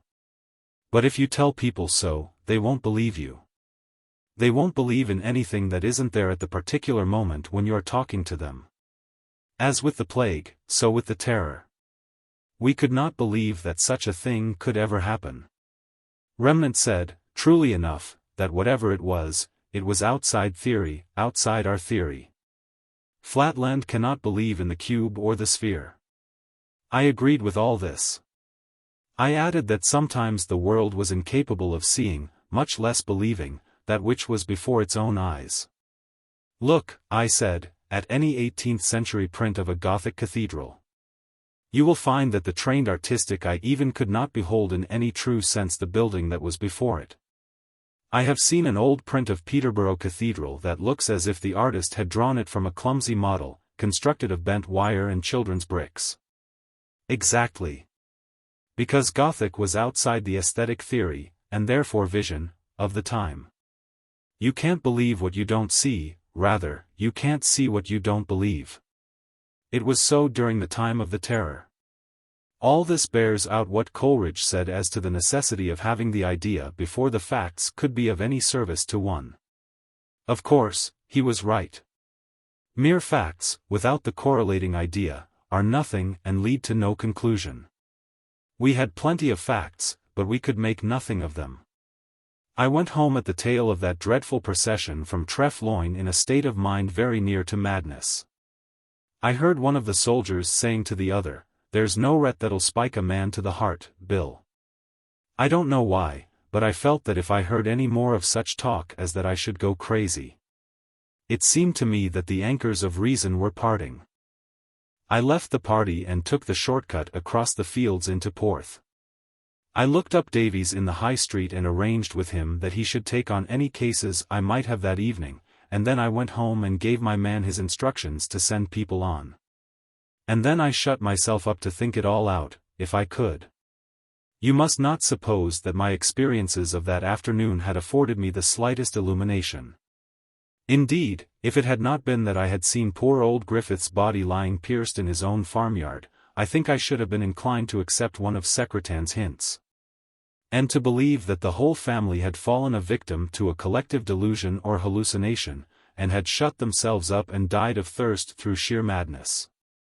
I think there have been such cases. It's the insanity of inhibition, the belief that you can't do something which you are really perfectly capable of doing. But I had seen the body of the murdered man and the wound that had killed him. Did the manuscript left by Secretan give me no hint? Well, it seemed to me to make confusion worse confounded. You have seen it, you know that in certain places it is evidently mere delirium, the wanderings of a dying mind. How was I to separate the facts from the phantasms, lacking the key to the whole enigma? Delirium is often a sort of cloud castle, a sort of magnified and distorted shadow of actualities, but it is a very difficult thing, almost an impossible thing, to reconstruct the real house from the distortion of it, thrown on the clouds of the patient's brain. You see, Secretan in writing that extraordinary document almost insisted on the fact that he was not in his proper sense, that for days he had been part asleep, part awake, part delirious. How was one to judge his statement, to separate delirium from fact? In one thing he stood confirmed. You remember he speaks of calling for help up the old chimney of Treff Loyne. That did seem to fit in with the tales of a hollow, moaning cry that had been heard upon the Alt, so far one could take him as a recorder of actual experiences. And I looked in the old cellars of the farm and found a frantic sort of rabbit hole dug by one of the pillars. Again he was confirmed. But what was one to make of that story of the chanting voice, and the letters of the Hebrew alphabet, and the chapter out of some unknown minor prophet? When one has the key, it is easy enough to sort out the facts, or the hints of facts from the delusions, but I hadn't the key on that September evening.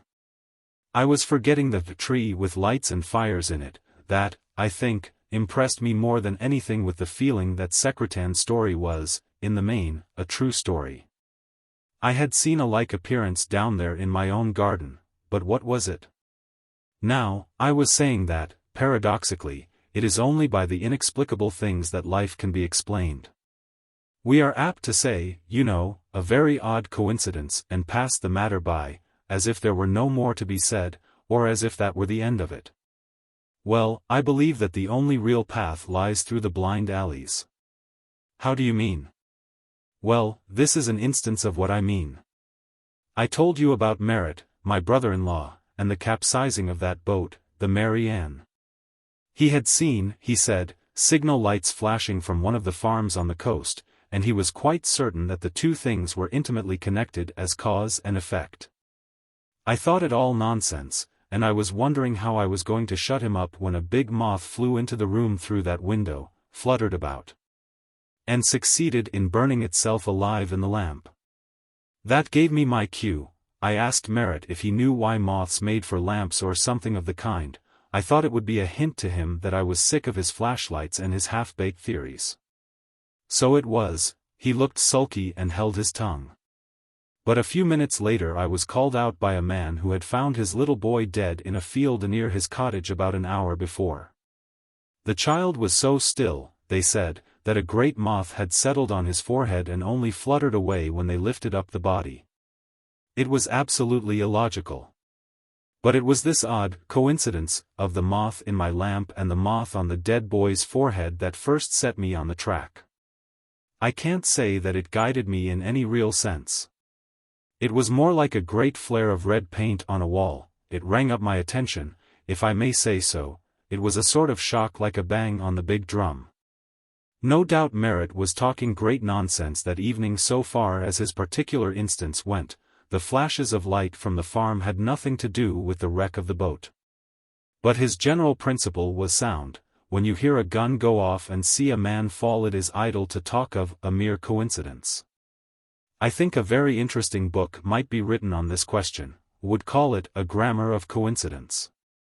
But as you will remember, from having read my notes on the matter, I was called in about 10 days later to see a man named Craddock, who had been found in a field near his farm quite dead. This also was at night. His wife found him, and there were some very queer things in her story. She said that the hedge of the field looked as if it were changed. She began to be afraid that she had lost her way and got into the wrong field. Then she said the hedge was lighted up as if there were a lot of glowworms in it, and when she peered over the stile there seemed to be some kind of glimmering upon the ground. And then the glimmering melted away, and she found her husband's body near where this light had been. Now this man Craddock had been suffocated just as the little boy Roberts had been suffocated, and as that man in the Midlands who took a shortcut one night had been suffocated. Then I remembered that poor Johnny Roberts had called out about something shiny over the stile just before he played truant. Then, on my part, I had to contribute the very remarkable sight I witnessed here, as I looked down over the garden. The appearance as of a spreading tree where I knew there was no such tree, and then the shining and burning of lights and moving colors. Like the poor child and Mrs. Craddock, I had seen something shiny, just as some man in Stratfordshire had seen a dark cloud with points of fire in it floating over the trees. And Mrs. Craddock thought that the shape of the trees in the hedge had changed. My mind almost uttered the word that was wanted, but you see the difficulties. This set of circumstances could not, so far as I could see, have any relation with the other circumstances of the terror. How could I connect all this with the bombs and machine guns of the Midlands, with the armed men who kept watch about the munition shops by day and night? Then there was the long list of people here who had fallen over the cliffs or into the quarry. There were the cases of the men stifled in the slime of the marshes. There was the affair of the family murdered in front of their cottage on the highway. There was the capsized Mary Ann. I could not see any thread that could bring all these incidents together. They seemed to me to be hopelessly disconnected. I could not make out any relation between the agency that beat out the brains of the Williamses and the agency that overturned the boat. I don't know. But I think it's very likely if nothing more had happened that I should have put the whole thing down as an unaccountable series of crimes and accidents which chanced to occur in Machen in the summer of 1915. Well, of course, that would have been an impossible standpoint in view of certain incidents in Merritt's story. Still, if one is confronted by the insoluble, one lets it go at last. If the mystery is inexplicable, one pretends that there isn't any mystery. That is the justification for what is called free thinking. Then came that extraordinary business of Treff Loyne. I couldn't put that on one side. I couldn't pretend that nothing strange or out of the way had happened. There was no getting over it or getting round it. I had seen with my eyes that there was a mystery, and a most horrible mystery. I have forgotten my logic, but one might say that Treff Loyne demonstrated the existence of a mystery in the figure of death. I took it all home, as I have told you, and sat down for the evening before it. It appalled me, not only by its horror, but here again by the discrepancy between its terms. Old Griffith, so far as I could judge, had been killed by the thrust of a pike or perhaps of a sharpened stake. How could one relate this to the burning tree that had floated over the ridge of the barn? It was as if I said to you, here is a man drowned, and here is a man burned alive, show that each death was caused by the same agency. And the moment that I left this particular case of Treff Loyne, and tried to get some light on it from other instances of the terror, I would think of the man in the Midlands who heard the feet of 1,000 men rustling in the wood, and their voices as if dead men sat up in their bones and talked. And then I would say to myself, and how about that boat overturned in a calm sea? There seemed no end to it, no hope of any solution. It was, I believe, a sudden leap of the mind that liberated me from the tangle. It was quite beyond logic. I went back to that evening when Merritt was boring me with his flashlights, to the moth in the candle, and to the moth on the forehead of poor Johnny Roberts. There was no sense in it. But I suddenly determined that the child and Joseph Craddock the farmer, and that unnamed Stratfordshire man, all found at night, all asphyxiated, had been choked by vast swarms of moths. I don't pretend even now that this is demonstrated, but I'm sure it's true. Now suppose you encounter a swarm of these creatures in the dark. Suppose the smaller ones fly up your nostrils. You will gasp for breath and open your mouth. Then, suppose some hundreds of them fly into your mouth, into your gullet, into your windpipe. What will happen to you? You will be dead in a very short time, choked, asphyxiated. But the moths would be dead too. They would be found in the bodies. The moths? Do you know that it is extremely difficult to kill a moth with cyanide of potassium? Take a frog, kill it, open its stomach. There you will find its dinner of moths and small beetles, and the dinner will shake itself and walk off cheerily, to resume an entirely active existence. No, that is no difficulty. Well, now I came to this. I was shutting out all the other cases. I was confining myself to those that came under the one formula. I got to the assumption or conclusion, whichever you like, that certain people had been asphyxiated by the action of moths. I had accounted for that extraordinary appearance of burning or colored lights that I had witnessed myself, when I saw the growth of that strange tree in my garden. That was clearly the cloud with points of fire in it that the Stratfordshire man took for a new and terrible kind of poison gas. That was the shiny something that poor little Johnny Roberts had seen over the stile, that was the glimmering light that had led Mrs. Craddock to her husband's dead body, that was the assemblage of terrible eyes that had watched over Treff Loyne by night. Once on the right track I understood all this, for coming into this room in the dark, I have been amazed by the wonderful burning and the strange fiery colors of the eyes of a single moth, as it crept up the pane of glass, outside. Imagine the effect of myriads of such eyes, of the movement of these lights and fires in a vast swarm of moths. Each insect being in constant motion while it kept its place in the mass. I felt that all this was clear and certain. Then the next step. Of course, We know nothing really about moths, rather, we know nothing of moth reality. For all I know, there may be hundreds of books which treat of moth and nothing but moth. But these are scientific books, and science only deals with surfaces. It has nothing to do with realities. It is impertinent if it attempts to do with realities. To take a very minor matter. We don't even know why the moth desires the flame. But we do know what the moth does not do. It does not gather itself into swarms with the object of destroying human life.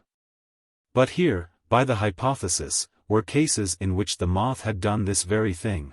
The moth race had entered, it seemed, into a malignant conspiracy against the human race. It was quite impossible, no doubt, that is to say, it had never happened before, but I could see no escape from this conclusion. These insects, then, were definitely hostile to man. And then I stopped, for I could not see the next step, obvious though it seems to me now. I believe that the soldiers' scraps of talk on the way to Treff Loyne and back flung the next plank over the gulf. They had spoken of rat poison, of no rat being able to spike a man through the heart, and then, suddenly, I saw my way clear. If the moths were infected with hatred of men, and possessed the design and the power of combining against him, why not suppose this hatred, this design, this power shared by other non-human creatures? The secret of the terror might be condensed into a sentence: the animals had revolted against men. Now, the puzzle became easy enough, one had only to classify. Take the cases of the people who met their deaths by falling over cliffs or over the edge of quarries. We think of sheep as timid creatures, who always ran away. But suppose sheep that don't run away, and, after all, in reason why should they run away? Quarry or no quarry, cliff or no cliff. What would happen to you if 100 sheep ran after you instead of running from you? There would be no help for it, they would have you down and beat you to death or stifle you. Then suppose man, woman, or child near a cliff's edge or a quarry side, and a sudden rush of sheep. Clearly there is no help, there is nothing for it but to go over. There can be no doubt that that is what happened in all these cases. And again, you know the country and you know how a herd of cattle will sometimes pursue people through the fields in a solemn, stolid sort of way. They behave as if they wanted to close in on you. Townspeople sometimes get frightened and scream and run, you or I would take no notice, or at the utmost, wave our sticks at the herd, which will stop dead or lumber off. But suppose they don't lumber off. The mildest old cow, remember, is stronger than any man. What can one man or half a dozen men do against half 100 of these beasts no longer restrained by that mysterious inhibition, which has made for ages the strong the humble slaves of the weak? But if you are botanizing in the marsh, like that poor fellow who was staying at Porth, and 40 or 50 young cattle gradually close round you, and refuse to move when you shout and wave your stick, but get closer and closer instead, and get you into the slime. Again, where is your help? If you haven't got an automatic pistol, you must go down and stay down, while the beasts lie quietly on you for 5 minutes. It was a quicker death for poor Griffith of Treff Loyne. One of his own beasts gored him to death with one sharp thrust of its horn into his heart.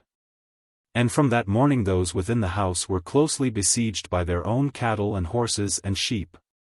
And when those unhappy people within opened a window to call for help or to catch a few drops of rain water to relieve their burning thirst, the cloud waited for them with its myriad eyes of fire.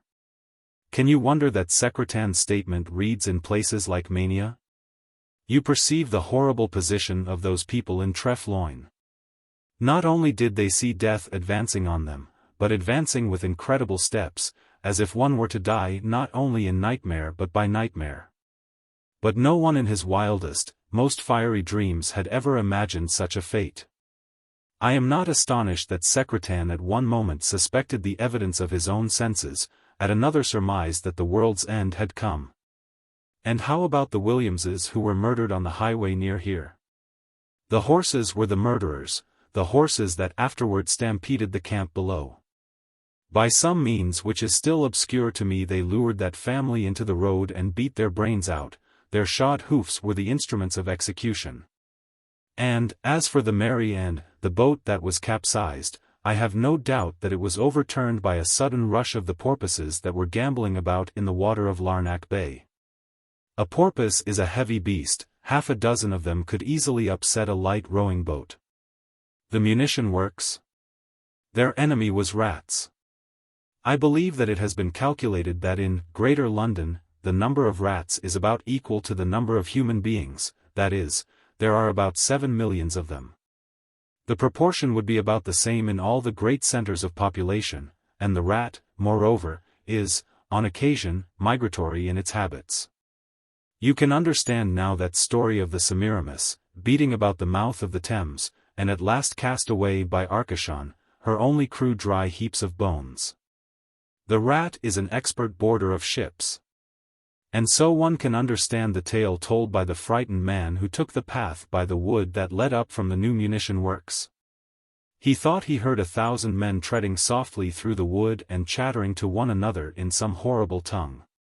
What he did hear was the marshalling of an army of rats, their array before the battle. And conceive the terror of such an attack. Even one rat in a fury is said to be an ugly customer to meet. Conceive then, the eruption of these terrible, swarming myriads, rushing upon the helpless, unprepared, astonished workers in the munition shops. There can be no doubt, I think, that Dr. Lewis was entirely justified in these extraordinary conclusions. As I say, I had arrived at pretty much the same end, by different ways. But this rather as to the general situation, while Lewis had made his own particular study of those circumstances of the terror that were within his immediate purview. As a physician in large practice in the southern part of Mayer Ion. Of some of the cases which he reviewed he had, no doubt, no immediate or first-hand knowledge, but he judged these instances by their similarity to the facts which had come under his personal notice. He spoke of the affairs of the quarry at Llanfihangel on the analogy of the people who were found dead at the bottom of the cliffs near Porth, and he was no doubt justified in doing so. He told me that, thinking the whole matter over, he was hardly more astonished by the terror in itself than by the strange way in which he had arrived at his conclusions. You know, he said, those certain evidences of animal malevolence which we knew of, the bees that stung the child to death, the trusted sheepdogs turning savage, and so forth. Well, I got no light whatever from all this, it suggested nothing to me, simply because I had not got that idea which Coleridge rightly holds necessary in all inquiry. Facts qua facts, as we said, mean nothing and come to nothing. You do not believe, therefore you cannot see. And then, when the truth at last appeared, it was through the whimsical coincidence, as we call such signs, of the moth in my lamp and the moth on the dead child's forehead. This, I think, is very extraordinary. And there seems to have been one beast that remained faithful, the dog at Treff Loyne. That is strange. That remains a mystery. It would not be wise, even now, to describe too closely the terrible scenes that were to be seen in the munition areas of the North and the Midlands during the black months of the Terror. Out of the factories issued at black midnight the shrouded dead in their coffins, and their very kinsfolk did not know how they had come by their deaths. All the towns were full of houses of mourning, were full of dark and terrible rumors, incredible, as the incredible reality. There were things done and suffered that perhaps never will be brought to light. Memories and secret traditions of these things will be whispered in families, delivered from father to son. Growing wilder with the passage of the years, but never growing wilder than the truth. It is enough to say that the cause of the Allies was for a while in deadly peril. The men at the front called in their extremity for guns and shells. No one told them what was happening in the places where these munitions were made. At first the position was nothing less than desperate. Men in high places were almost ready to cry mercy to the enemy. But, after the first panic, measures were taken such as those described by Merritt in his account of the matter. The workers were armed with special weapons, guards were mounted, machine guns were placed in position, bombs and liquid flame were ready against the obscene hordes of the enemy. And the burning clouds found a fire fiercer than their own. Many deaths occurred amongst the airmen, but they, too, were given special guns, arms that scattered shot broadcast, and so drove away the dark flights that threatened the airplanes.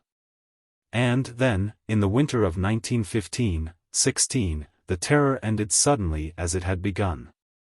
Once more a sheep was a frightened beast that ran instinctively from a little child. The cattle were again solemn, stupid creatures, void of harm. The spirit and the convention of malignant design passed out of the hearts of all the animals. The chains that they had cast off for a while were thrown again about them. And, finally, there comes the inevitable why. Why did the beasts who had been humbly and patiently subject to man, or affrighted by his presence, suddenly know their strength and learn how to league together? And declare bitter war against their ancient master? It is a most difficult and obscure question. I give what explanation I have to give with very great diffidence, and an eminent disposition to be corrected, if a clearer light can be found. Some friends of mine, for whose judgment I have very great respect, are inclined to think that there was a certain contagion of hate. They hold that the fury of the whole world at war, the great passion of death that seems driving all humanity to destruction, infected at last these lower creatures. And in place of their native instinct of submission, gave them rage and wrath and ravening. This may be the explanation.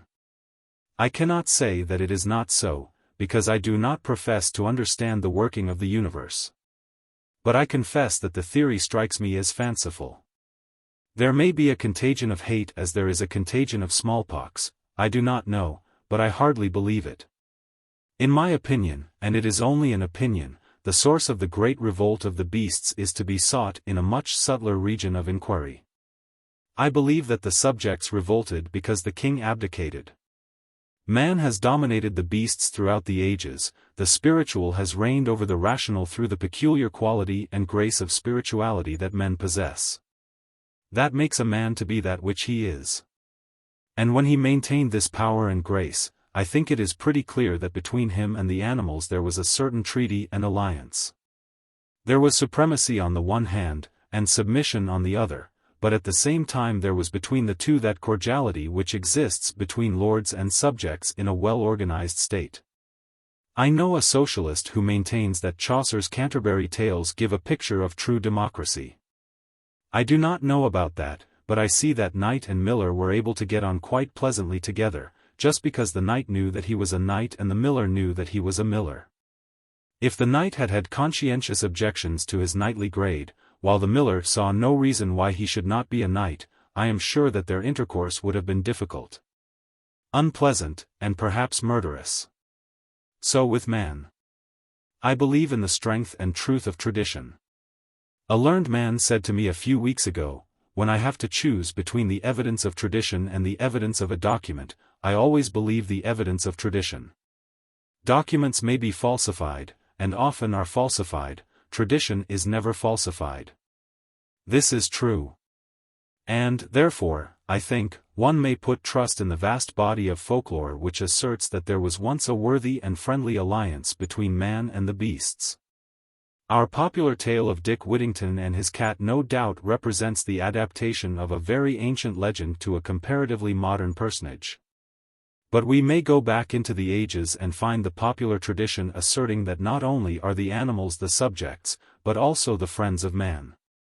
All that was in virtue of that singular spiritual element in man which the rational animals do not possess. Spiritual does not mean respectable, it does not even mean moral, it does not mean good, in the ordinary acceptation of the word. It signifies the royal prerogative of man, differentiating him from the beasts. For long ages he has been putting off this royal robe, he has been wiping the balm of consecration from his own breast.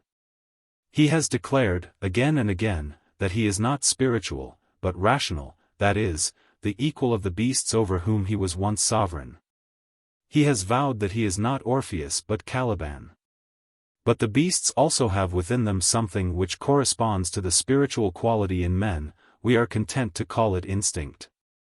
They perceived that the throne was vacant, not even friendship was possible between them and the self-deposed monarch. If he were not king he was a sham, an impostor, a thing to be destroyed. Hence, I think, the terror. They have risen once, they may rise again.